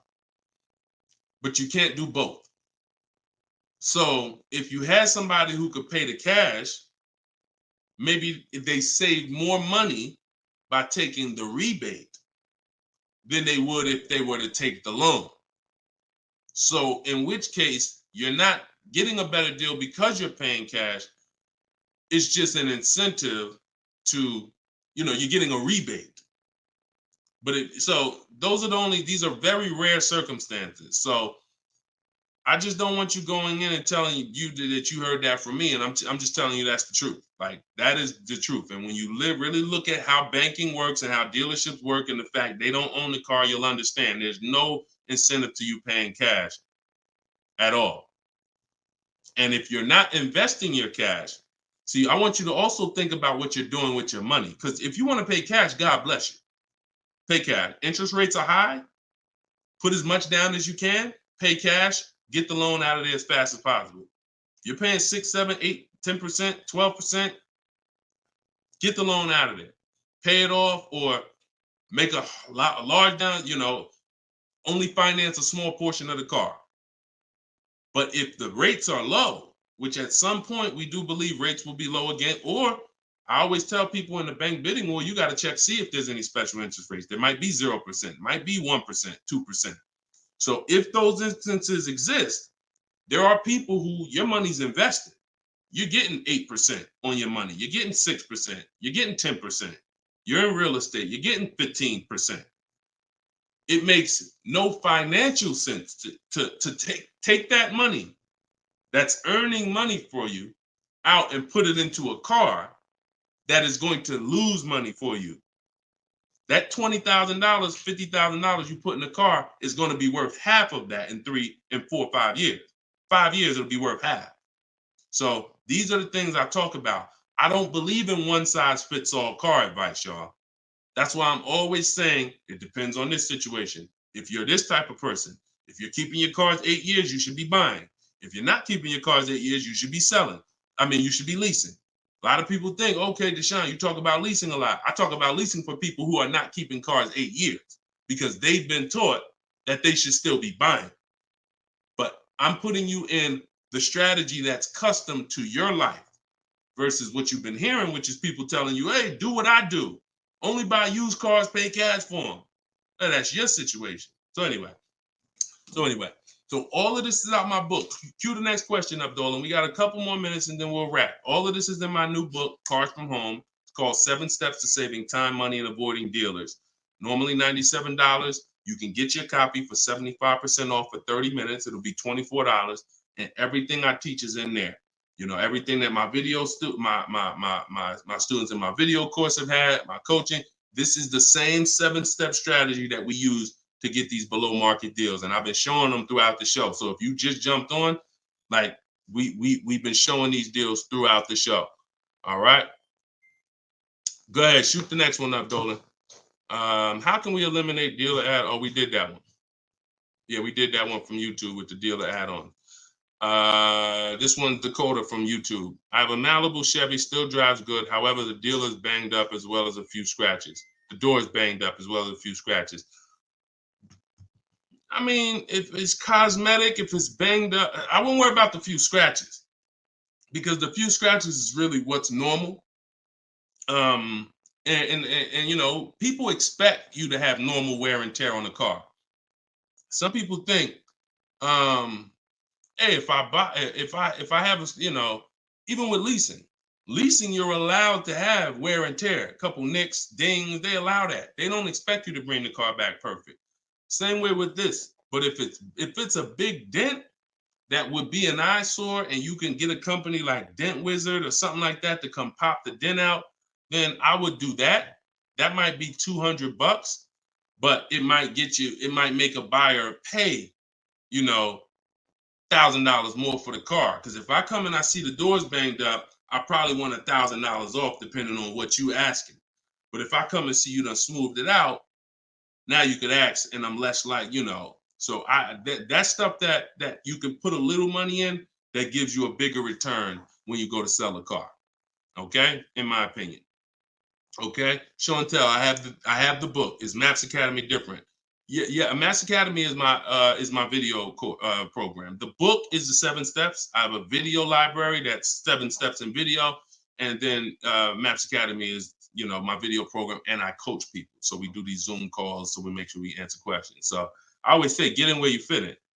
You know, get in where you fit in. I don't care how you get the information. Get the information. You want to get it from my free videos on social media. You want to cycle through those. I got hundreds of them. Piece things together. Get in where you fit in. You want to be on the live show. Try to piece it together. You want to get the book. You want to be in the video library. You want to coach with me. Whatever. That's what I'm saying. It's no excuse.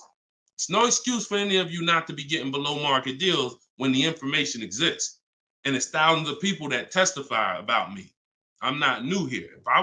We got over 2 million followers. If I wasn't helping people, it would have been out by now. Somebody would have wrote by now, oh, this guy don't do what he said. I got thousands of people around this country, testimonials, hundreds that we done just grabbed, boom, boom, emailing us, yo, look at my deal, look at my deal. So it's just, you are just now discovering what we do. But understand, we've been doing this. All right. All right. All right. Go ahead. TikTok. What would be the sweet spot year in buying a used large SUV, Suburban or Expedition? Much as you could afford. You see, so when you look at quality, this is why I like to have multiple goals. Because what I like to do is I like to have a goal, right? 5-year loan, no down payment. That's one price. 6-year loan, no down payment. That's another price. 5-year loan with the money, you know, I might say, okay, if I have to, I can put $5,000 down. You know what I'm saying? Some of you, that's realistic. That's how you look at it. Man, if I have to, I got $3,000 I can put down. If I don't have to, I don't want to.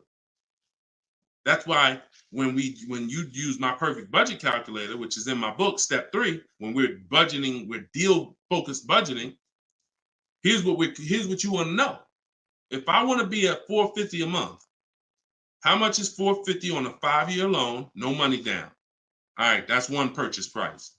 Now, second tier, $450 a month, no money down, 6-year loan. I told you, I pay more if I had $450 for 6 years than I $450 for 5 years. So that's the next step up. Then I say, okay, 5-year loan using my down payment money. And then my max budget would be 6-year loan using my down payment money. But understand, I'm still under my max budget. I don't care if I have to go, and then we have another step where some of you have an old car. You have an older car, you're going to be selling it. You got 3,000 equity, you got 5,000 equity. That's also in there. So then it'll be no down payment, no equity. No down payment, no equity, 6 years. Down payment, no equity. Down payment and equity. See, all of this is below my max budget. Once I do a 6-year loan, my down payment and my equity, I'm not mad because I'm still under my max. Now, if I go above that now, if I wanted to do 5 and now I'm doing 6, or if I want to do $450 a month and I'm doing $480, now I've gone above my max budget. So my system for purchasing, we use this for new cars, used cars. Anybody who's getting a loan, this is what we do. This is in my book. My calculator generates those 6 goals for you. So when we say sweet spot, my first target is that first goal. That's my first target. When I went shopping for my Infiniti, I was looking for a car under that first price. Couldn't find it. Jumped up to the next tier. Couldn't find it. Jumped up to the next tier. And it was my 4th goal is where I found this one at. But I still had like $4,000 or $5,000 more that would have kept me below my max budget. So that's how you want to do it. Shorter loans, no down payment.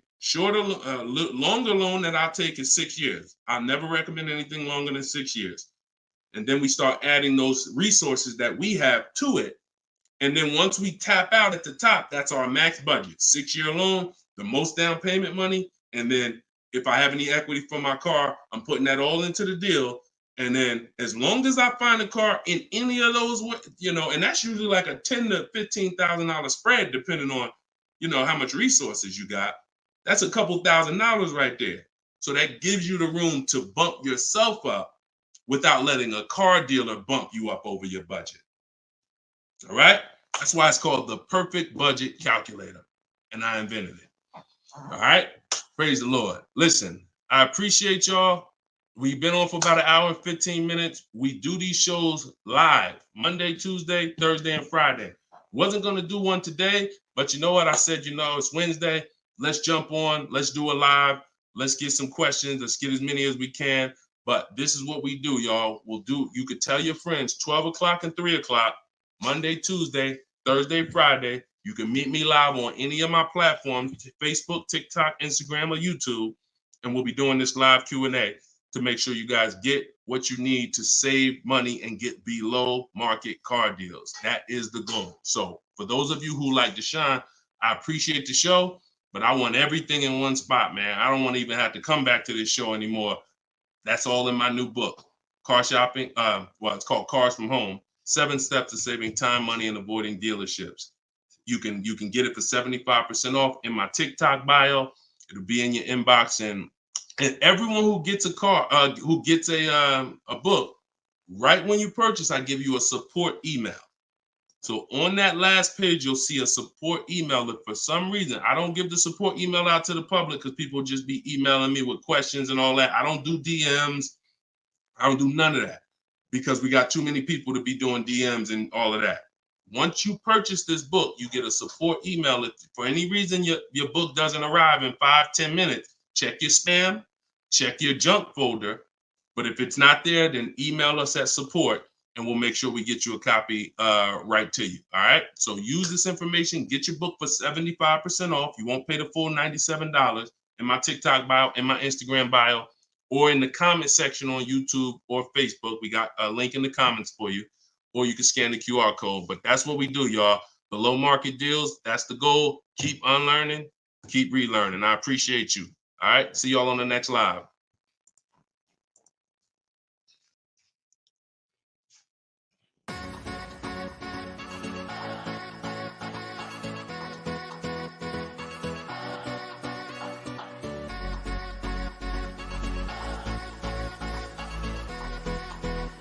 The worst possible thing you could say when you walk into a car dealership. I spent 5 years with Mercedes-Benz, 5 with General Motors, and the worst thing a person could say when they walk in is if you could just get me to this payment, we got a deal.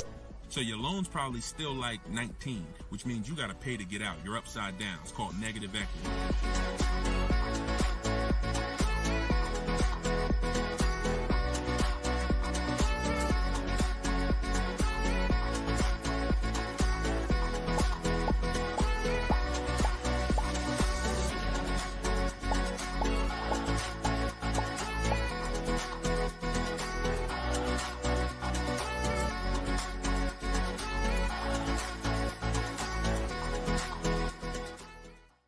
NY Gail, welcome everybody to episode 6 of Car Shopping Questions and Answers. I am your host, Deshone, publicly known as Deshone the Auto Advisor. We do these shows Monday, Tuesday, Thursday, and Friday live at 12 p.m. Eastern Time and 3 p.m. Eastern Time. So I know some of you may see our live rebroadcast. That's for you to tell your friends about. That's when you can't make the show, you catch the rebroadcast. But those are the times that we're live. If you don't know me, I'm the author of the digital book Cars from Home, 7 Steps to Saving Time, Money, and Avoiding Dealers, currently rated 4.94 on Goodreads.com. So thank you to everyone who has reviewed the book, the digital book.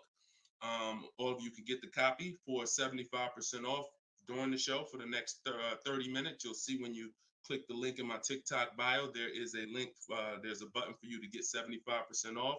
So you won't pay the normal $97 price. Same thing with Instagram. And you guys on Facebook or YouTube, you can click the button in the comments and you can get your copy. So come on in, start typing your questions. We do this, we do rapid fire Q&A. I see a lot of people coming on the TikTok, and we got Dolan pulling questions. So no matter where you're watching us from, type your questions and we're going to pull them into the live show and we'll get them answered right now. All right. So I'm excited about this show. I see we're continuing to see people getting below market deals. If you don't know that the goal is for you to get below market deals, and the goal is for you to not spend more than 30 minutes in a car dealership. I spent 14 years in car dealerships. So you're not learning from somebody who's just like you. I'm just like you in that, I buy cars, I lease cars. That's the way we're similar, but I'm an insider. I'm an auto industry insider. My business for 14 years plus was in car dealerships. So start typing your questions. Let me tag everybody on Facebook and let's get down to business.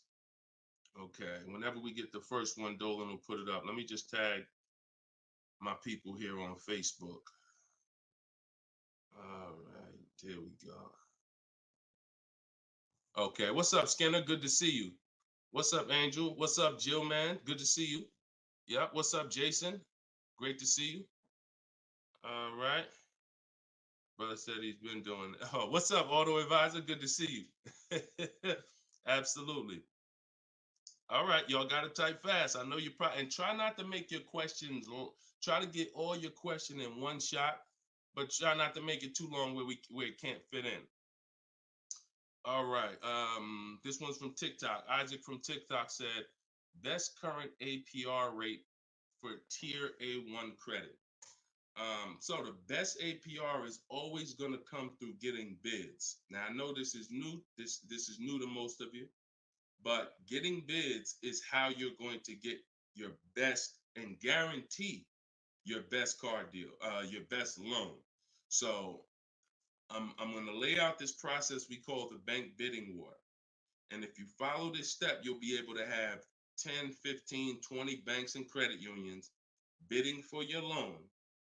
And then you'll be able to pick the best one. And the way you do this is extremely important, because if you do this right, then it's only going to have the same effect on your credit score as one hard inquiry. So think about what we're saying. We're going to allow multiple people to access our credit with hard inquiries, but at the end of this period, after we get our car, the weight on our score, the effect on our credit score is going to be one hard inquiry.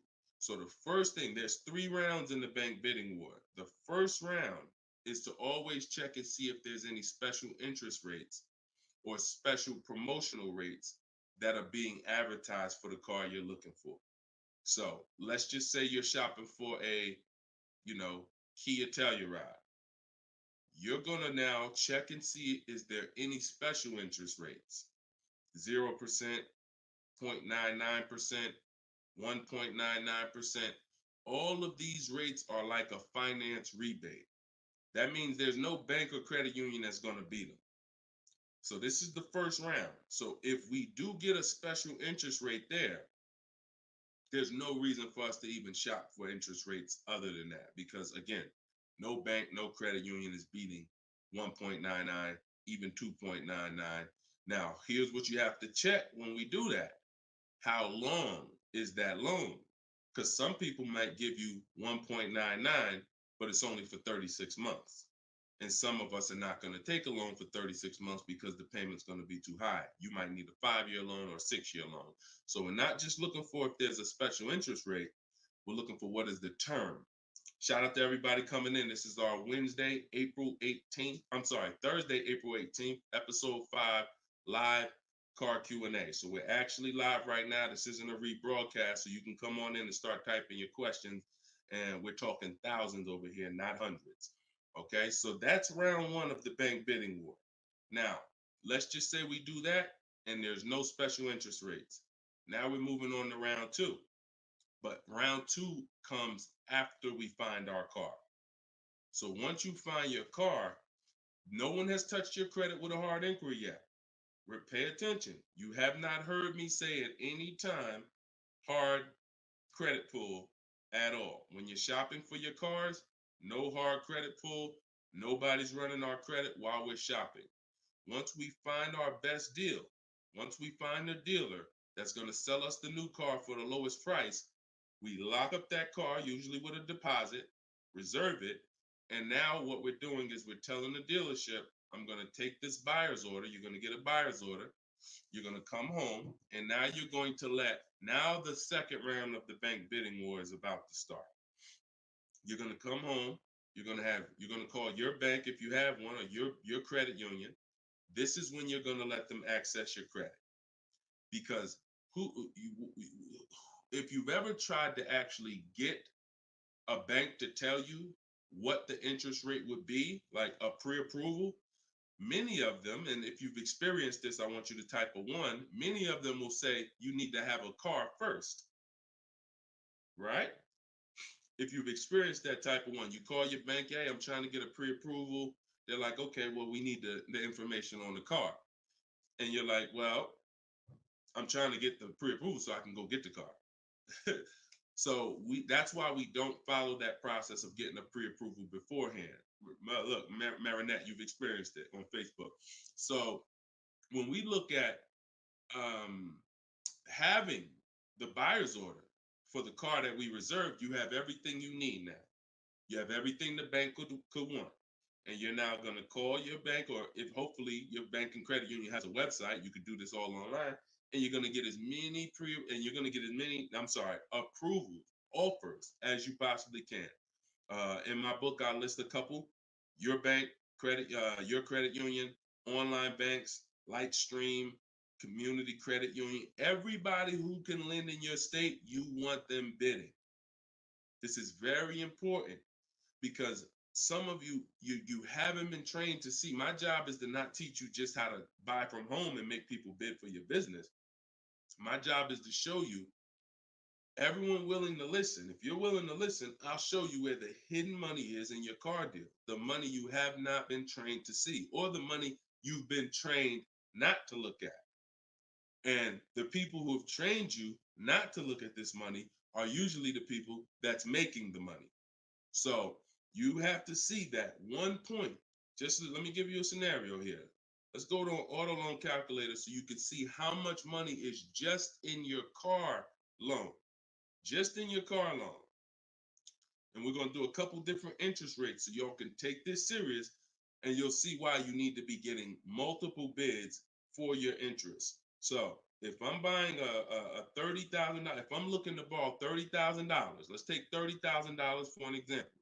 Average, pretty good average. Average price of a car is probably higher than that, but let's use 30. Now, if that interest rate is 5.99, total interest paid is $4,791 over the course of 5 years at 5.99. If the interest rate is 7.99, total interest paid is $64.89. That's over $2,000 difference. 2 points, $30,000 loan. Now, some of you are going to be borrowing more than that. Some of you are getting $50,000 loans.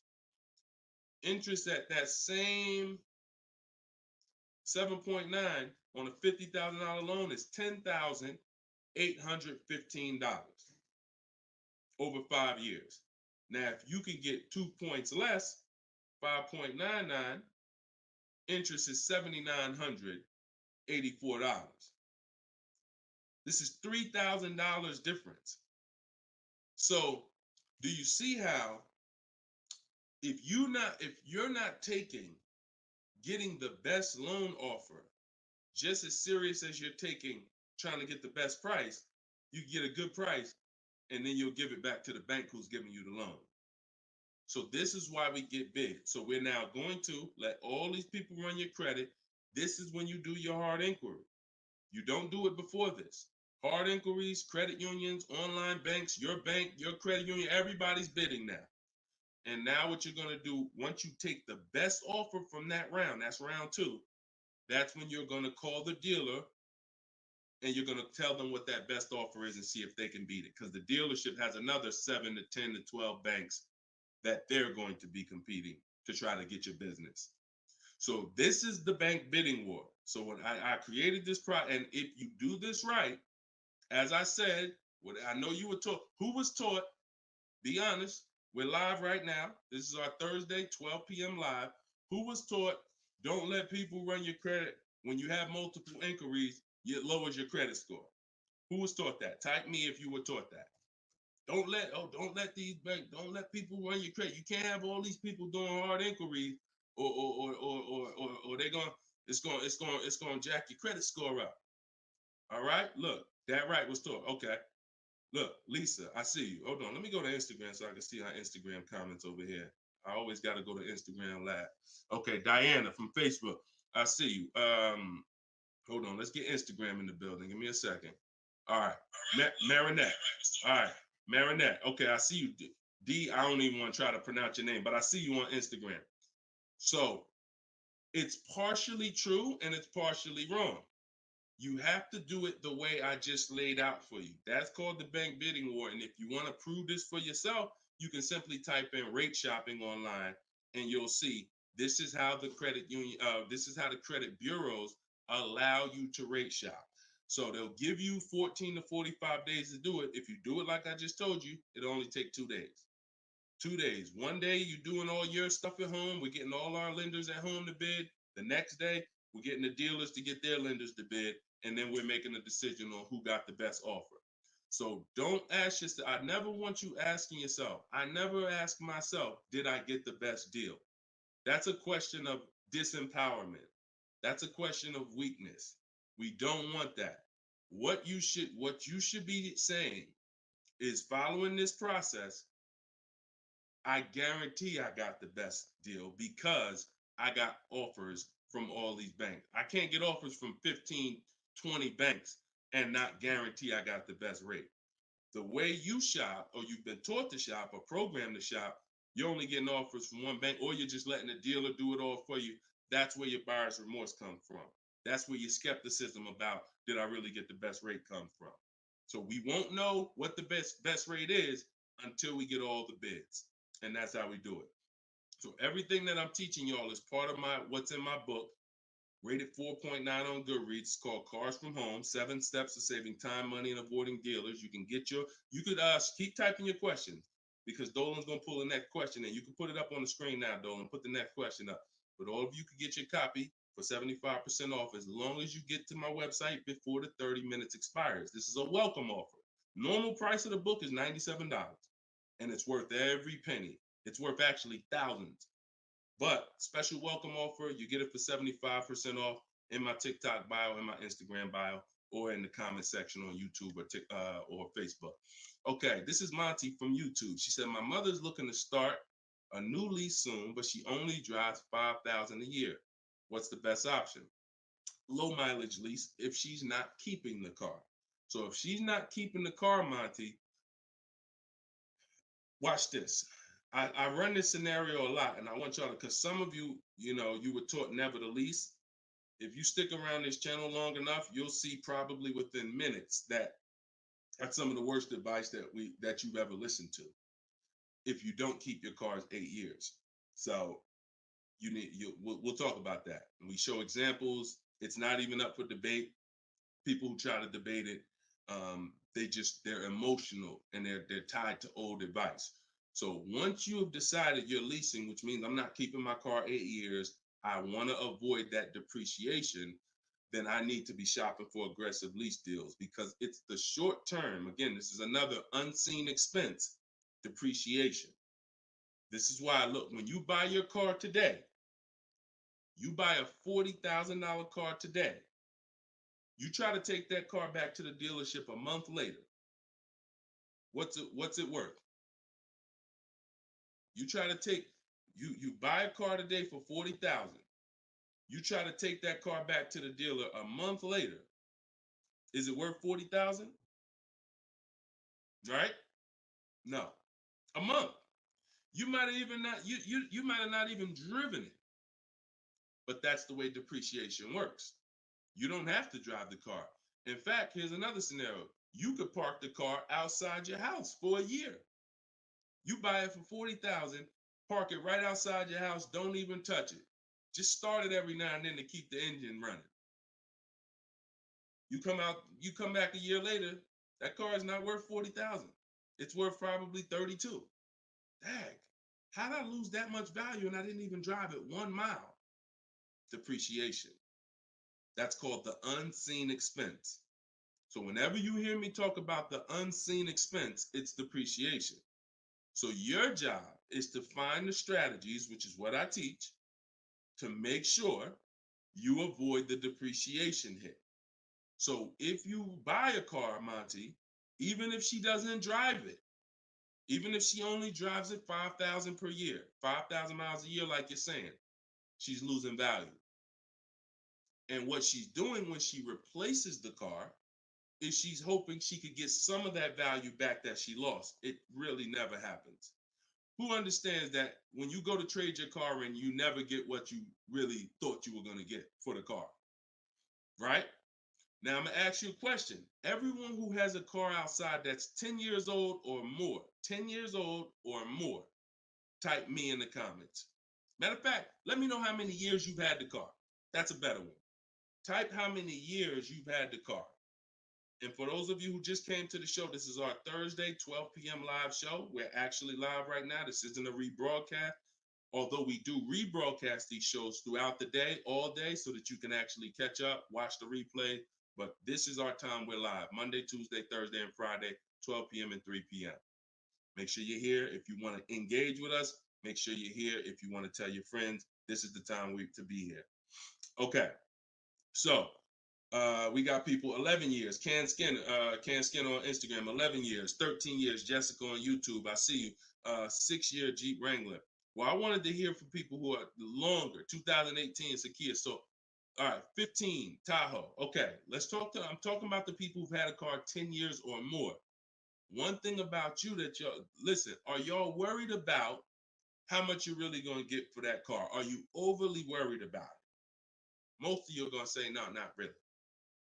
It's worth a couple thousand, but you've used most of the value. You understand that? Look, Big Meek said I got 08 4Runner on TikTok. So we understand when you have kept your car long term, I'm not concerned with resale value much, because my whole goal with having this car was to use up most of the value. So that's what you do if you're a buyer. If you're not going to get to this level, this is what I'm telling you. that you are now losing because the depreciation of your car is the highest in the first 5-6 years. So in order for you to win, you have to keep that car, what I call the 8-year rule. 8 years, that's when the depreciation starts to level out, where you're not losing value like this. And so regardless of how much you're driving, that's not the key. That's not the key. Monty's mom is driving 5,000 miles a year. Who's a high mileage driver driving more than 18,000 miles a year, type HM? I want you to know, I want to cover all the bases for this question here.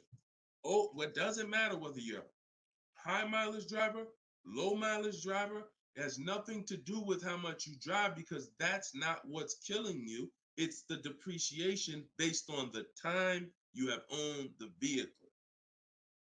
And if you're not keeping that car 8 years, you should be shopping for aggressive leases. Now, before we go to the next question, I'm going to show y'all an example of why it is impossible. Yes, impossible. No way, shape, form, fashion. You can get a great deal if you purchase, but you should have leased. Okay? Let's use this scenario. Let's use Frina. Let's use Frina as an example. So Zafrina, she picks up, and you can see this date. She's recent. This is just, not too long ago. So Frina gets a $65,000 Jeep Grand Cherokee. She uses my system. You can see she uses the Cars from Home system, where she gets bids, multiple bids. We get at least 5. So don't look at this price and be like, oh, Deshone, that looks incredible. Yeah, that's because we get this through bidding. You get the best price. That's what we do here. So stick around, you'll understand if you're new to the show. But she's paying $579 a month for a $65,000 Jeep Grand Cherokee. Just so we can, let me level this out for y'all. If she pulls up to someone who decided to purchase because they didn't understand leasing, or they was taught never lease, so they're going to go in, they want that same truck as her. Let's just assume they got a ridiculous, how much is a great discount on this Jeep? I want to use your numbers. Type in the comments, what do you think is a great deal, a great discount? She go in just don't be realistic though. Somebody walk in, she go in and she looking at this $65,000 Jeep. Somebody's going to purchase it though. What would be, because I want to show y'all that even at the best discount that you could name, realistic though, you're still going to lose if you purchase compared to somebody who leased. Go ahead, throw some numbers out. What's a big discount? Okay, look. All right, I'm going to make up a number because it's like, okay, 600. No, not a payment. Not a payment. I'm talking about, okay, Aux the Pro said 20%. Now, we already know saving 20% off a new car is pretty much never going to happen, right? We can agree. That's usually never going to happen, 20% off the price. Let's see how much 20% is. So 10% would be $6,500. 20% would be $13,000. So let's say they knock $13,000, an impossible discount. Somehow we do something never been done before. They end up getting this car for $53,000. $53,000. Every $5,000 on a loan is how much per month, y'all? Some of you know, some of you seen my videos, some of you been on the show before. Every $5,000 on a loan is about how much per month? $100. Exactly. So let's do this math now, continuing to drive this point home that there is no way for you to get a great deal when you purchase, but you should have leased. So the same person who just got this unbelievable, never going to happen discount of 20% off a brand new car, $53,000, what's their car payment? $53,000, car payment's about $1,050 a month. $1,050 a month for 5 years. Let's just say they take another year on the loan. They say instead of a 5-year loan, let's take a 6-year loan. $900 a month for 6 years. Freena's paying $579. Is that sinking in? Type $ if that's sinking in. that, whoa, you telling me, Deshone, the same price that this person just got, and she got a ridiculous lease on it, she's paying $579 a month. Even if a person got an never gonna happen discount. I literally just took what my man here on Instagram threw out, and he knew he was throwing out something crazy by saying 20%. Even with the 20%, payments $500 a month more than Freener got leasing it. Now let's do one more scenario here. One more. See, all of this is what I'm teaching. This is in my book. This is why the book is 4.9. Goodreads.com. Thank you to everybody who's reviewed the book, Cars from Home, 7 Steps to Saving Time, Money, and Avoiding Dealerships. One more scenario. Let's throw a used car in here. So we already looked at Freener's deal, brand new, great lease. Second, brand new, never gonna happen discount. Now let's throw a used one in there. Let's say somebody says, you know what? I'm looking for hold on, I want to put that back up, Dolan. Let's keep that up, because we're talking about this scenario. So please put Freener's deal back up on the screen, Dolan. Matter of fact, here, I got it right in front of me. All right. So we got third scenario here. Somebody now is saying, all right, I'm gonna find that truck used though. So instead of 65, good price on a used one. Let's say we find one that's like 40% off, 3 years old. Again, I'm using extremes to show y'all. So some of you are like, Deshone, if you're using extremes and it's this different, dag, I've been overpaying by not understanding leasing. Yep. I wish I had Dave Ramsey here. I wish we could get Dave Ramsey on the show. You know, I wish he was in the audience. I wish him, because unfortunately, look, shout out to Dave. I know he has the right heart, the right intentions, but he has the wrong information. He's what I call confidently incorrect. That means dangerous. You're dangerous. When you're confident and incorrect, you're dangerous to yourself and others. So now, used car, somebody gets this car, they knock 40% off the price, and they get one for like $40,000, $65,000 truck. I got one 3 years old. I paid $40 for it. Every $5,000 we just said is about $100 a month. 40 payments, $800.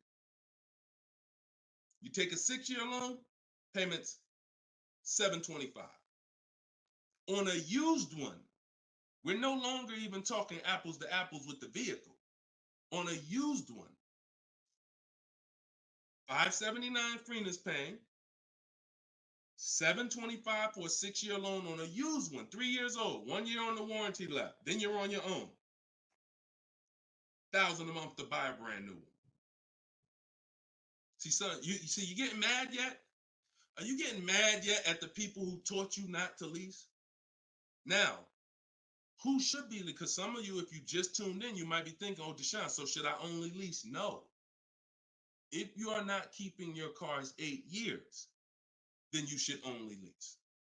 Because when you buy, if you keep the car long enough, you can win.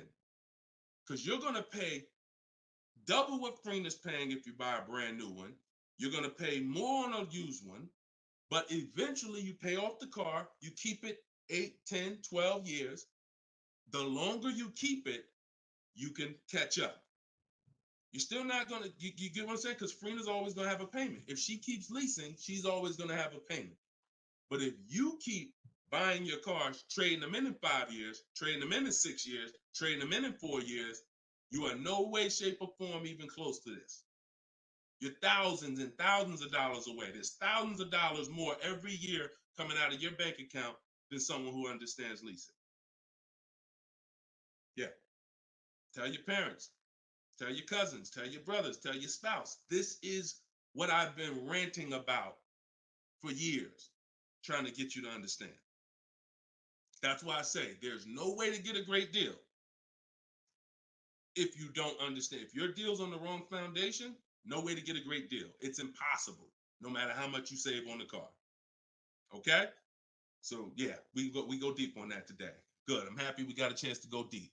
All right. I see a lot of people typing $signs. You understand. All right, Dolan, shoot the next question up.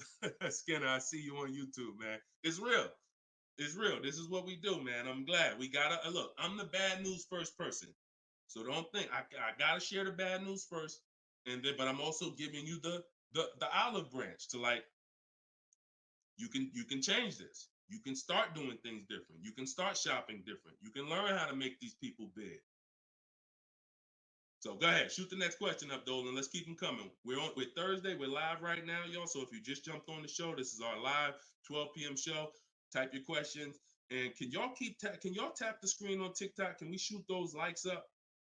Can we? If you're gonna spend time with us and you're getting value out of what we're doing, I need everybody who's getting value hit the like button and start tapping the screen if you're on TikTok just to show that. Run those likes up. All right, I see it. See y'all lighting it up already. All right, Facebook, James. I'm an old school guy that was told not to let anyone run my credit. I'm not even sure how to download your book. Maybe you could walk us old timers through the process of downloading it.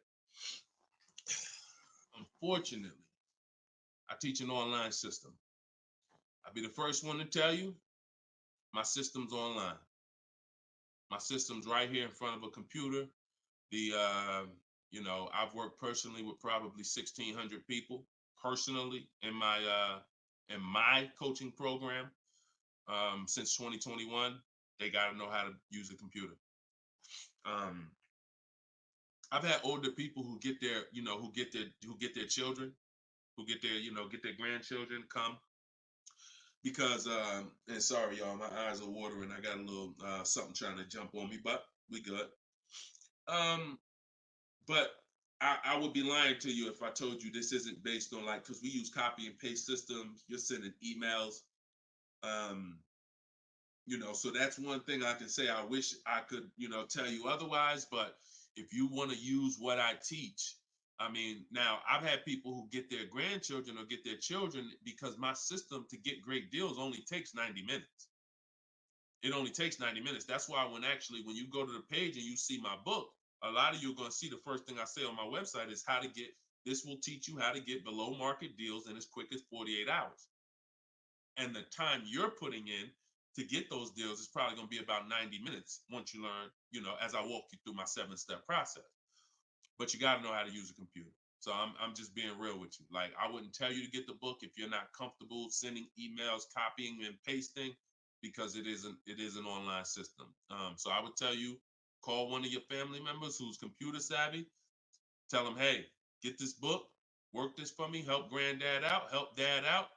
And not only are you helping yourself, but they'll now have a skill so that they can learn, so that they're now making dealers bid and they're at home. That's just me being as honest as possible with you. All right. Great question, though. Great concern. Skinner, what's up, my man? Skinner from YouTube. Deshone, what are the bank necessarily looking for different from what the dealership is? Banks want to lend. So think about where you're at right now. Skinner from YouTube just asked, so what is the banks necessarily looking for different than the dealerships? Banks, there's more banks around us that would want to lend us money to buy a car than we know about. So wherever your zip code is, the reason why I want you using the bank bidding war, which I laid out at the beginning of the show, if you just jumped on, you want to go to YouTube, you want to watch the beginning of episode 6, and I break down the bank bidding war. If you don't have my book, if you have my book, then you know the bank bidding war. Now, it's about letting the people who want to bid, because the dealers, here's the difference. It's your positioning. When a dealer knows you don't have any leverage, you haven't shopped bank offers, you're basically waiting for them to tell you what their bank said.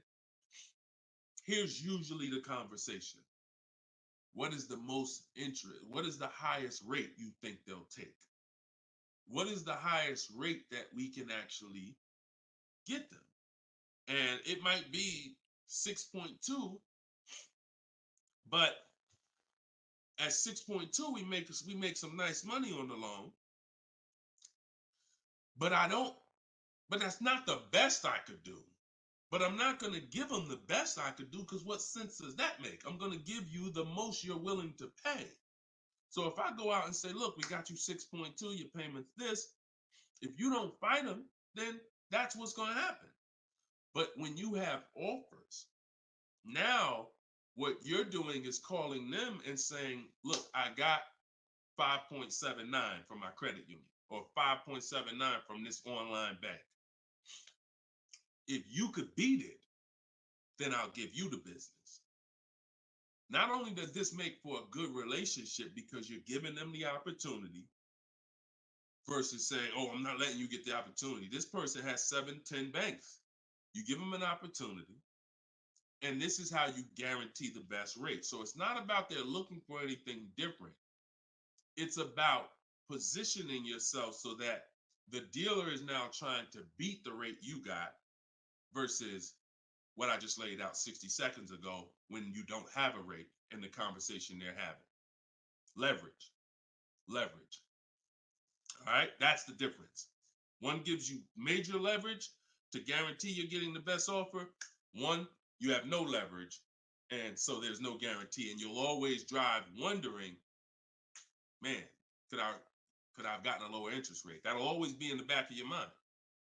So we want to eliminate that. All right, great question, Skinner. Go ahead, Dolan. Next one. I don't see too many questions coming in on Instagram. Instagram, where y'all at with your questions today? We getting questions from TikTok. I see a lot of them. Let's go. Oh, there's one. Okay, Body by Michelle. When buying a luxury car with cash, when should I let the salesperson know? Okay. The process of what we teach doesn't change doesn't matter what you're buying. We've had people get Maseratis, get high performance BMWs.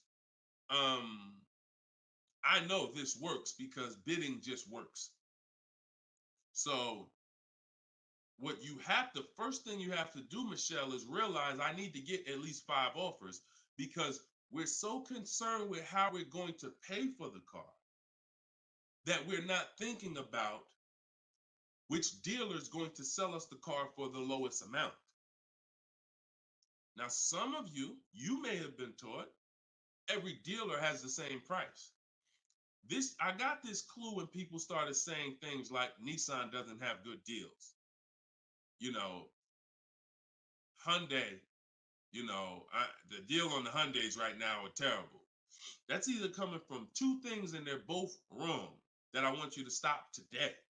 Looking at advertisements, commercials, because some people say, Deshone, I look at that, the commercial says that, I got to put down $4,000 if I want to lease that vehicle. That's an advertisement. It's not a deal. It's a custom thing they put together that they want to present to the public. It's not a deal. When you look at what I just showed you with Frina, when you look at Danielle's lease on her Audi A3. She's paying $550 a month, $44,000 Audi A3. She only put her first look. This is her words. Due to circumstances out of my control, I had to lease something quickly. So my program, I told you, as quick as 48 hours, you can get below market deals. This doesn't take days and days and weeks. I took the course last weekend, did all my emailing back and forth because she's in my video program. So I do have my book, and then I have that same book in a video program. You pick. Now, finalized the deal on Sunday, was finally able to pick it up. This is the details. $550 a month, first payment down. Included maintenance, gap insurance, all fees, taxes, registration, 12,000 miles per year. MSRP was $44,000. If we saw a commercial, or if we went on Audi's website right now, that is not what they're advertising for that car's lease. They're probably advertising $479 a month with $3,700 due at signing, plus tax and fees, which would end up, if you wanted to get to this payment, you probably need $5-6 grand up front. That, I'm telling you, stop looking at commercials. Those are not deals. We don't look at commercials to dictate what the deal's going to be. Nothing that I'm ever going to show y'all that people are getting learning from me is ever going to match a commercial. Second thing that people might be looking at when it comes to what they deem they can get for a car is going into one dealer. That's it. Going to one dealer. What's the price? Oh, wow, that seems high. That's higher than I thought it was going to be. And leaving saying, oh, man, Nissan don't got no good deals this month. No, that Nissan dealer doesn't have good deals.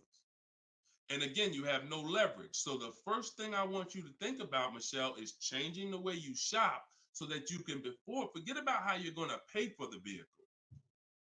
First paramount thing is to make sure that I'm getting 5 offers, because we've done the statistics. I got people all around the country shopping that report to me. 80% of dealers are overpriced.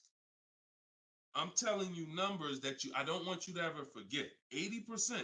That means out of 100 dealers, 80 are overpriced. 20 are the great prices. So you're not going to walk into a dealer and get a great price, because you have more of a shot of walking into an 80% dealer than you do a 20%. So you stay at home. You could do it my way, which is in my book, totally online. You use my scripts, use my templates, they're copy and paste. Or if you want to do it your way, you can call around and get several quotes. But you need to get at least 5, because you're going to be amazed how different the quotes are. One dealer's charging $550, another dealer's charging this, another dealer's charging this. Hey, that's a $5,000 difference. That's the way it should be. That's the way it should be. Okay? So that's what you focus on, Michelle. Forget it. If you're going to pay cash, keep that in the background. People walk into a dealership all the time. You see it on internet. They make videos about it. Oh, I'm walking in, man, about to get this Lamborghini. Yeah, I want that black one right there. Boom. All right, write him up. Let's get him out of here as fast as possible before he realizes what he needs to ask. Okay, and he don't want to look like he's negotiating. You're going to overpay all the time. People celebrate the cars, but they overpaying for them. So don't focus on how I'm getting the car. Focus on, let me get these offers so I can make sure I get the best price. Once I get the best price, here's the cash. Okay? Great question. Shoot the next one up, Dolan. We're live, y'all. This is our Thursday, 12 p.m. show. We'll be live for about an hour. So we're going to try to get through as many questions as possible, but I don't like to give short answers. And for those of you who like Deshone, I want all the answers in one spot. That's in my new book. It's a digital book. It's called Cars from Home, 7 Steps to Saving Time, Money, and Avoiding Dealers. And you can get yours, have everything I teach in one spot. If you get the 75% off price, it's $24. It'll be in your inbox in 5 minutes. You can get it in my TikTok bio. You can get it in my Instagram bio, or on Facebook, YouTube. We got a link in the comment section for you that you can get your copy at 75% off. But it's only for 30 minutes. Once the timer expires, it does go back up to the $97 price. Okay, YouTube, Hanako. Sorry, hold on. Eyes water, I'm sorry. All right, YouTube, Hanako. What if you guess incorrectly on what your yearly mileage will be for a lease? Can you renegotiate your lease if you will go over the mileage? So some brands will let you buy mileage before the lease ends. So you can buy them, but I think BMW has it where you can buy the mileage for like 15 cents, but you can't be within like the last 3 months or last 6 months, something like that. So everybody, if you do have that option, you want to call your leasing company and you want to see. But I teach to estimate your miles. Like I have a chapter in my book. It's not even a chapter. It's like a little section called Choose Your Mileage Wisely, where we walk you through the math. Now, sometimes lifestyle changes. You were working 10 miles from home. Now you're working 30 miles from home. That's understandable. What I like to do is we always do an equity assessment. Who has a lease, but you didn't know you could sell leases? Type of question mark. If you did not know that you could sell a lease, I want you to type a question mark in the comments, because you need to get familiar, and every one of you who are going to be replacing your cars, whether you own it, lease it, anything, you need to get familiar with what we call an equity assessment. Yep, I see a lot of you. So a ton of you have leased cars and you didn't know that you can sell leases. So imagine how much that's cost you so far. Again, I'm the bad news first person. If you dropped off a car without seeing if there was any equity, then you certainly, I mean, there's no guarantee, especially, but if you dropped off a car 2020, 2021, 2022, oh, you most certainly, there's a good chance you had equity because everyone did. And it was to the tune of, 5,000, 7,000, 10,000. If you had a truck, some of these trucks, $10,000, $12,000 checks people were getting. Now those big checks are over because that was a limited inventory thing where resale values were so high. Almost everyone had equity. But you need to make sure you're not leaving 1,000, 2,000, 3,000 on the table in this market. In a normal market, we always do an equity assessment. So if you're going over your miles, you want to do an equity assessment to see if you can sell it. Because if you sell it, you're out of it, and you can just go lease a new vehicle. But so the equity assessment is you call your bank, you get your payoff. You go, once you have your payoff, you want to ask them. It's only for leases. The second question is only for leases. Do I have a third party restriction? If they say yes, you just need to make a note of that. If you don't have a third party restriction, and there's several brands that don't, Chase, Toyota, Mazda, there's still a couple leases out there that don't have third party restrictions, then you're going to go and you can sell to any of the online bidders, highest bidders. You get all these offers. And look, let me be clear on when you should be doing this. Before you ever think about shopping for a car, you gotta take care of your equity.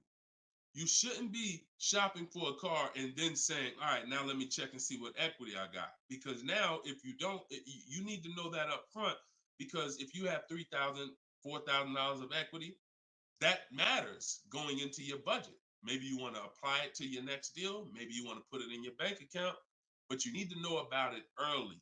That's why it's the second step in my system. I got 7 steps. Equity assessment is the second step. As soon as you think about getting a new car, your first question should be buy or lease. Should I buy or lease? That means, am I keeping the car 8 years or not? And then the second thing is equity assessment, because that's going to tell you your positioning with your current car. So once you get your payoff, you go to the Carvana, CarMax, Driveway, and you look, you do what you want. I would not suggest you be lazy in this. This takes 20, 25 minutes, and this is your money. So you go to those websites, CarMax, Carvana, Driveway, Kelly's Blue Book Instant Cash Offer, hold on, AutoNation Sell My Car, and Car Google Sell My Car. 6 offers. 6 cash offers, and that's going to tell you your equity position. That's once you know that, because some of you are going to do that and find out you got negative equity. Now you have to plan accordingly. Some of you are going to do that and find out you got 4,000 of equity. Now you got to plan accordingly. Some of you in leases are going to do that and find out you have no equity, in which case, okay, I just need to wait until my lease is up. I can't get out early. But so the equity assessment tells you how you can move to the next step. Okay? So that's what you focus on. That's what you focus on at this particular step. Okay? Go ahead, shoot the next question up, Dolan. All right, we're getting a lot more. I'm gonna try to get through. I'm gonna try to go faster, but go ahead, shoot the next one up, Dolan. This one's Instagram. That's my man that I said I didn't want to butcher your name. Might even be a woman, so I'm not even gonna try to pronounce the name. But my lease is up in 6 months. I would like to lease again. Is my current lease gonna hurt me when trading it in? Equity assessment. I'm glad you asked that. Equity assessment. That's the game. That's the game. See, those are the questions that gets answered with the equity assessment. Is my lease going to hurt me or help me? Do the equity assessment, and you'll know. Now, if you have a third-party restriction, then we can't sell direct to these online buyers. We have to sell to a local car dealer of the same brand. So I have a script in my book where I walk you through talking to used car managers so that you can actually sell your car locally to them. You're selling a 2 or 3 year old car, usually good mileage for most. We need to sell that car to a local used car dealer, but we are still getting bids. We're not walking in. This is what a lot of people did. You may have did it. Man, I got a third party restriction. I'm gonna just walk into the dealer. hey, yeah, look, I know I got equity. You don't realize how you're making it hard for someone to even help you because you don't know how much equity you got, and now you're coming in and you're not really saying what you know. When you're at home and you're talking to managers, you're talking to people and getting offers for that car, you can speak intelligently. And we only talk to used car managers in those cases. But that's only if you have a third party restriction, because some people, another thing they were doing is buying their cars and then turning around and reselling them. Reason I never do that is because, and nobody who's listened to me, even throughout the pandemic, I don't think we had one person do that, is because when you buy, you pay taxes, you pay fees. So yeah, if I had 5,000 in equity and then I buy the car and resell it and then I pay 4,000 in taxes and fees, by the time the title gets to me and all of that, I might break even. When we sell direct to a used car manager, a local dealership, we don't pay those fees. So although they might not pay, they're not going to pay as much as CarMax, Driveway, and any of these online bidders, we still get offers from them because we don't have to. They're not going to pay those fees. We're not. Those fees aren't going to come out of our profit. Okay. Equity assessment. Again, D. I'm gonna just call you D. Go ahead. Next question, Dolan. Exactly. Exactly. Auto advisor. Equity assessment. How'd you come up with the auto advisor? That's so funny. I'm just not used to seeing, I'm not used to seeing anything that says the auto advisor unless it's there's a lot of Deshone the Auto Advisor accounts going around inboxing people to buy crypto. I don't do anything but car education. So if it ain't about Cars from Home, my book, if it ain't about Cars from Home, my video library, it ain't about my coaching program, then it is not me. Stephanie from TikTok. So you can ask any lender, even if they don't work with them directly at the dealership? Absolutely. These people lend money. They don't care about selling you a car. People that lend money want to give you a loan. Good question. Absolutely. Go ahead. Shoot the next one up, Dola. All right. Everybody getting value out of the show so far? Type dollar signs. Let me see the dollar signs. If you're enjoying and you're getting value out of this show, by the way, for those of you who just came, this is live. This is our Thursday live show. We rebroadcast these shows throughout the day, so that everyone can rewatch them. So you might see a rebroadcast, but Monday, Tuesday, Thursday, and Friday, 12 p.m. and 3 p.m. is when we're actually live. So when your coworkers, your family is talking about car shop, you want them here 12 p.m., 3 p.m. We're actually live Monday, Tuesday, Thursday, and Friday, Eastern time. All right. This one's from Instagram. How do you get a great lease deal? Bids. It's the only way. Because all right, so I'm gonna give you an example of how not getting bids will actually deceive you, and you could possibly think you got a great lease deal. So this is Charles. He got a Palisade. Palisade is probably one of the top 5. Definitely throughout the pandemic, it was probably top 5 most popular, SUVs. People were overpaying, and I don't want to, I don't, you might have one. And unfortunately, a lot of people overpaid for these, and they're still overpaying for them. So he reached out to 3,500 dealers. Now he used my system. So this probably took him about 25 minutes. I have something in my book. My strategy is called the 25 to 5. What that is we're connecting with 25 dealers online. And our goal is to get 5 offers. Because if you want to show earlier, I told you 80% of dealers are overpriced. So we're going to get 5 offers, and they're going to be about $150 to $200 apart minimum. Your best offer when you get bids is going to be about $150 per month to $200 a month cheaper. Now, if you're purchasing, hold on.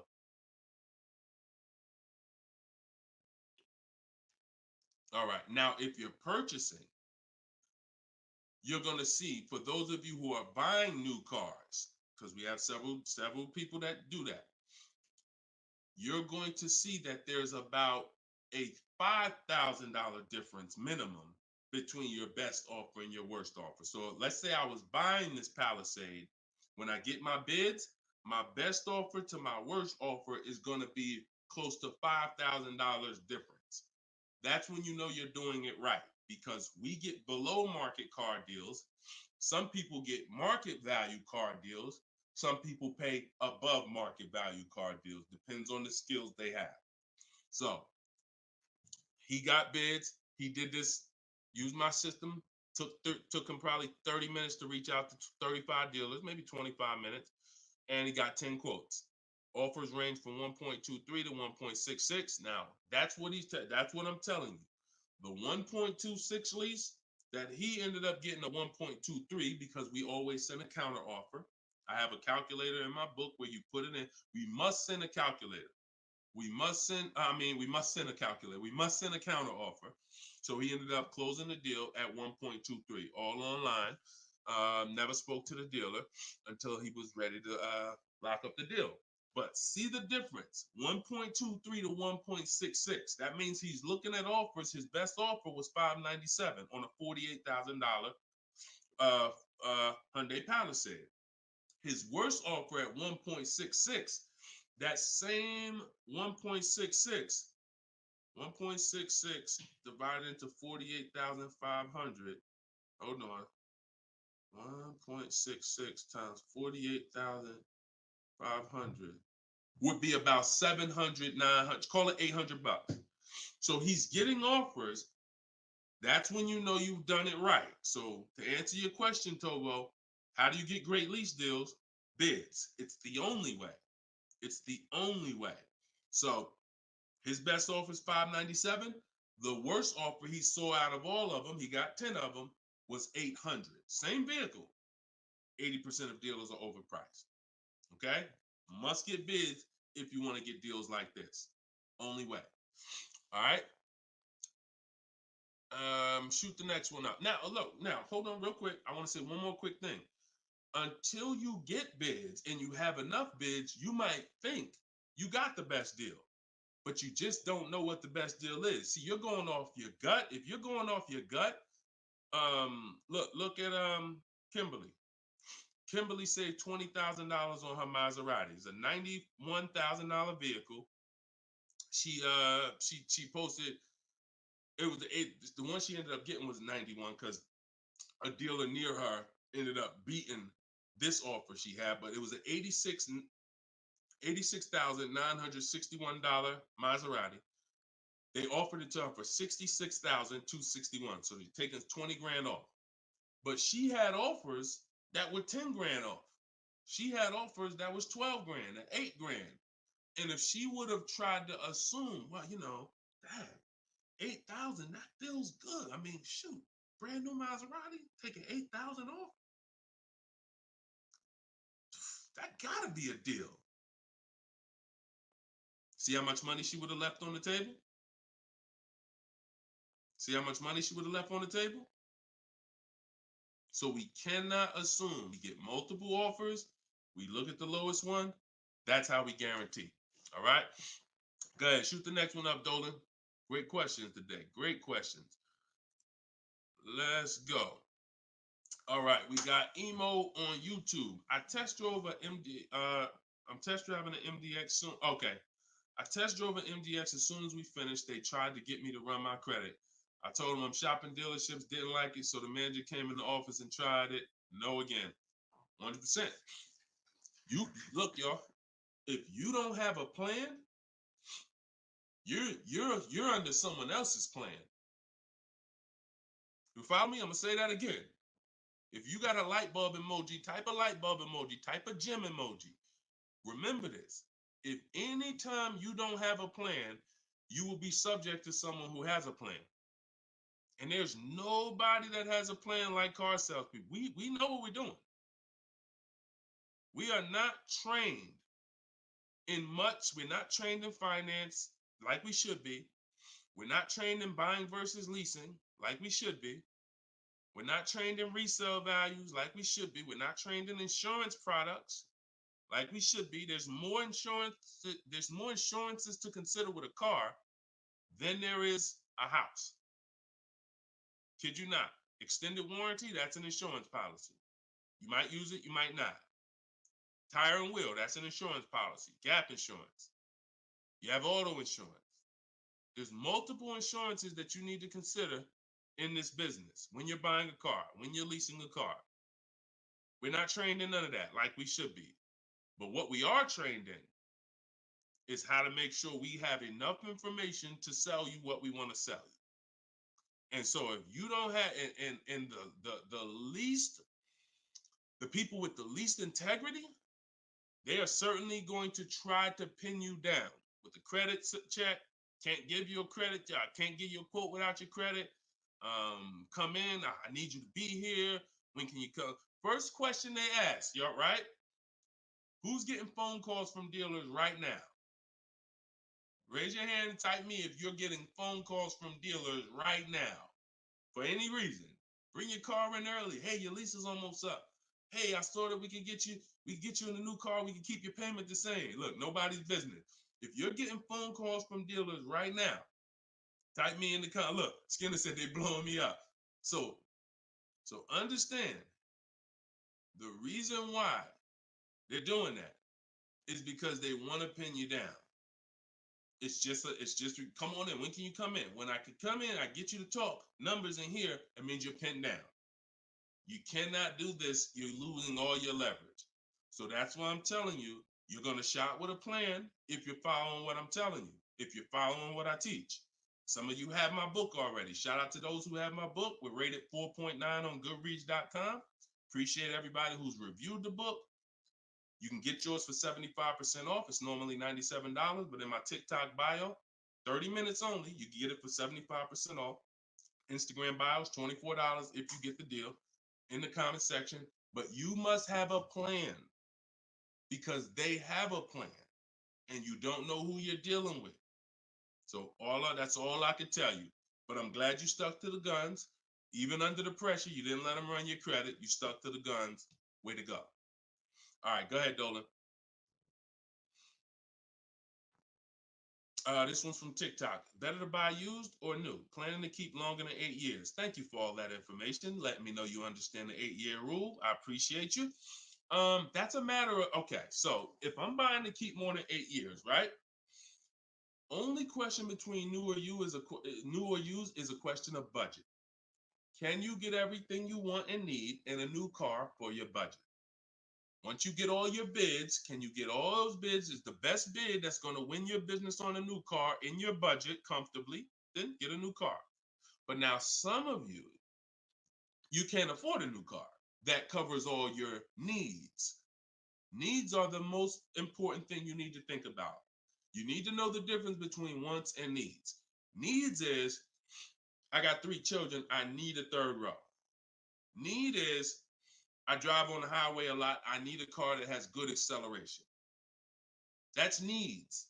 Needs are things where if you don't get them, you're not going to like the car, you're going to trade it in because it's not doing the basic things you need it to do. That's needs. Wants is, I like to have the sunroof. I don't need it though. But if I can get it in my budget, I'll take it.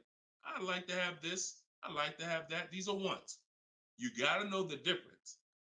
Unless your budget can buy everything. But if you can't get everything you want and need in a new car for your budget, then we go used.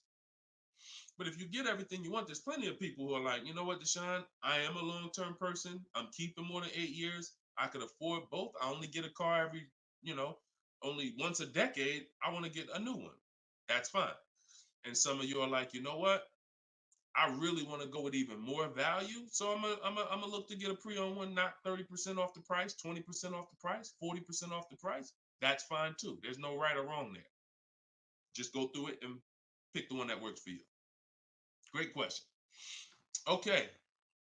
And now I have while you putting the next question up, Dolan, my process for shopping for new cars and leases is totally different than the process we teach on shopping for used cars. It's entirely different. One is called the 25 to 5, where we're reaching out to 25 dealers online, connecting with them, looking to get 5 offers.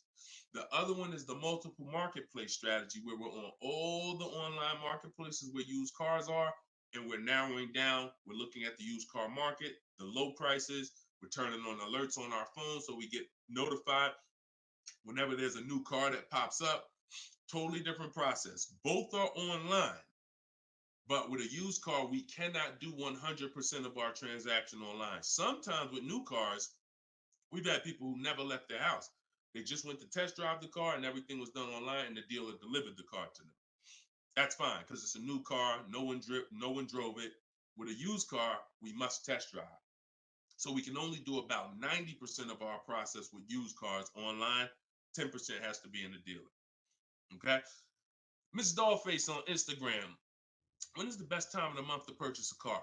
There is no best time. And I'm going to tell you why. I know you pal. What's the time that you've been taught? I want to hear from you. Like, go to your keyboard right now. What is the time that you've been taught is best during the month to buy a car? And we got a bunch of people on here, a bunch of different people. Tell me the time that you've been taught is the best time to buy. And then I'm going to tell you why that's not the best time. Right? And I know what everybody's going to say. We all going to say the same thing because we were all taught. Well, now I can't say we because I was in the business. Exactly, HBD, end of the month. Cherie said November. Tothy on Instagram, end of the month. Look, Skinner, around the holidays. So your answer, Skinner, was about the same as Sharice. November, coming into the holidays. Now, I want you to picture any other business because what I'm trying to get you to see is that you are taught, programmed to shop for cars different than you shop for everything else in life. Everything else in life, because if you had a business where every single time at the end of the month, just dozens and dozens of people just came into your store because that's what the marketing did. Are you more, and let's really use some real terms here. Are you more desperate to sell something when the store is packed? Or are you more desperate to sell something when the store is empty? See, I want to tell you a story. If I could get you to continue to keep these stories in mind, it'll answer your questions. Now, obviously, everything's in my book. Some of you have my book and you understand all of this is laid out for you. But even as you're listening, I want you to grasp concepts that you're going to see. Are you more desperate to sell something when the place is exactly, Toothy, when the place is empty? Place is empty. If I got a store and I haven't opened up that register all day long, it's daggone 5 p.m. I haven't seen one customer. I'm desperate.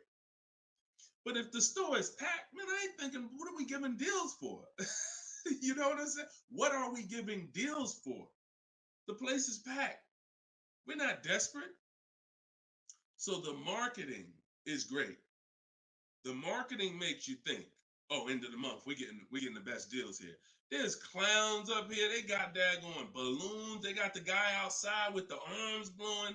They got signs everywhere. This is what the place is a carnival. Why do we need to give away these cars? No. You don't want to be sitting next to somebody and Jim drives off with a car and Jim like, all right, man, have a good one, man. Yeah, you here too, man. We was here the same time. Great. Yeah, man, I'm going. And you sitting there and you going to say no to a deal. Salesman looking at you like, hey, look, do you want it or not? Because, we're real busy. There's people waiting in line. Do you let me know? So it's the pressure. It's the like.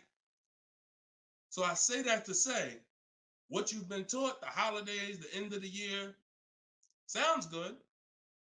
But you're much more likely to get a deal when there's no one in the showroom. The 10th of the month, the 2nd of the month, place is dead. And I like to make sure you're positioned. So what I teach is something you need to have 2 dates in mind. 2 dates. Every time you're shopping for a car, I teach you need to know these 2 dates. The as soon as date and the no later than date. The as soon as date is the soonest you can buy a car. Soon as you can buy a car, as soon as date. You're not in the market until your as soon as date is today. Step 5 in my process, my 7-step process is in the market, getting offers. I can buy something today. That's my as soon as date. My no later than date is my deadline. Now you have to know these 2 because the time in between is your leverage. So let's just say my as soon as date is today. I can start looking at offers. But my no later than date, I got 2 months. 2 months. I need to have a car by this time, 2 months from now. That's my deadline. I got all that time in between to say no. I got all that time in between. Now, when I'm contacting dealers, when I'm looking at inventory, I can look at trends. I can see are the prices dropping. I can have alerts on my phone, getting access to the new inventory. This is our process. So some of you are like, Deshone, I need a car in a week. Well, you still have a as soon as date and a no later than date. 3 days, soon as date, no later than, doesn't matter. So you have to know these 2 dates because in between is your leverage, which is why I don't want you emergency shopping unless it's an emergency. Okay? I don't want you emergency shopping. Don't get into the habit, don't stay in the habit of emergency shopping. Oh, I'm going to put it off to the last minute. And then, oh, I got to go into the dealership. Oh, I need a car this week. All of that is working against you. Now, if you can still get, in fact, when you go to my website for my book, you'll see it says below market deals in as quick as 48 hours. But the more time you have, the more time you have to say no. Programs change every month. You see deals change, lease programs change, rebates change. And so when you have inventory changes, so if you're looking for a black or blue car, all these dealers don't have one right now, but they got one coming next month. You can, that's fair game for you because you have time. So these are all the benefits of getting in the market 3 months early and learning how to look at the deals. If there's a great deal now, we jump on it. If there's not, okay, I'll look next month. And that's what I did when I got my mother's lease on her Mazda CX-5. October, I was looking at the deals. I didn't like them. Got all my offers. I said I didn't like them. Now, the great thing is I made contact with all these dealers. So they know. Now I'm following up next month. Hey, just checking in. How's the deals looking for this month? November, didn't like them. 3rd month, December, got the deal I liked. Wrapped it up. So don't always think time is an asset. Time is an asset. Now, if it's an emergency, that's fine. We got to get a below market deal. We only got a week to do it. That's fine. You better have a strategy. But if you have the luxury of time, we use that to our advantage. So I wouldn't say there's a best time of the month to purchase a car. But if you're in the market and you're positioned, here's another thing you're positioned for. Every now and then we come into the dealership. When I was at Mercedes, when I was with General Motors, it happens all the time throughout the year. It could happen on the 10th of the month. It could happen on the 12th of the month. It could happen on the 8th. We don't know when this is going to happen, but this is the conversation I'm about to give you a behind the scenes look of exactly what happens and why I want you to be positioned. We come in, they look at the numbers on the board. Sales manager looks and says, man, we got 20 cars sold for the month. We are way behind our objective. All right, listen, call everybody anybody you got, anybody that's real, anybody that's a real buyer, call them. We're not turning down any serious offer today. You want to be the person that's positioned. Hey, Jackie, and they're usually emailing us because we don't talk to, nothing that we do requires talking to salespeople. So they be email, hey Jackie, hey, it's Ray over at such and such. Were you still looking for that car? Have you found it yet? No, okay, I know the quote I gave you before was $550. I know you wanted to be here, but my manager said, listen, we'll take any offer today. We really want to move a car. See, you were taught that only happens at the end of the month. It doesn't. You got to be positioned. You got to be positioned. And so that's the luxury of time. So this is what it is, y'all. I want you shopping with a strategy. Like, this is what I want you shopping with. All of this is in my new book, Cars from Home, 7 Steps to Saving Time, Money, and Avoiding Dealerships. Learning the science of making dealers and banks bid for your business while you sit at home, getting below market car deals in under 90 minutes. And you can get your copy for 75% off in my TikTok bio, in my Instagram bio, or you can click in the comment section on YouTube and Facebook. We got a comment pinned for you guys. Or if you're watching us on TV, you can scan that QR code with your phone. Get your copy, use it, use everything in it. I'll walk you through everything in there. Leasing is in there step by step. Purchasing new cars in there step by step. Purchasing used cars step by step. High mileage drivers, I got 2 strategies for you. If you're a short-term high mileage driver, everything's in there step by step. If you have credit issues, I walk you through step by step. So get your copy. We are back live for episode 7 at 3 p.m. And well, like I said, this is not a rebroadcast. We do these live shows Monday, Tuesday, Thursday, and Friday, 12 p.m. and 3 p.m. So we'll be back for our next segment in a little bit if you want to join us. If not, tell your friends about us, and we look forward to it. We always look forward to the people who are ready to change their life, empower themselves, stop shopping like desperate victims, begging people to help you, begging people to give you a car, begging people to help you. Please, can I get no money down? Going in with wrong information. Down payments are illegal. All of this stuff that is just totally terrible.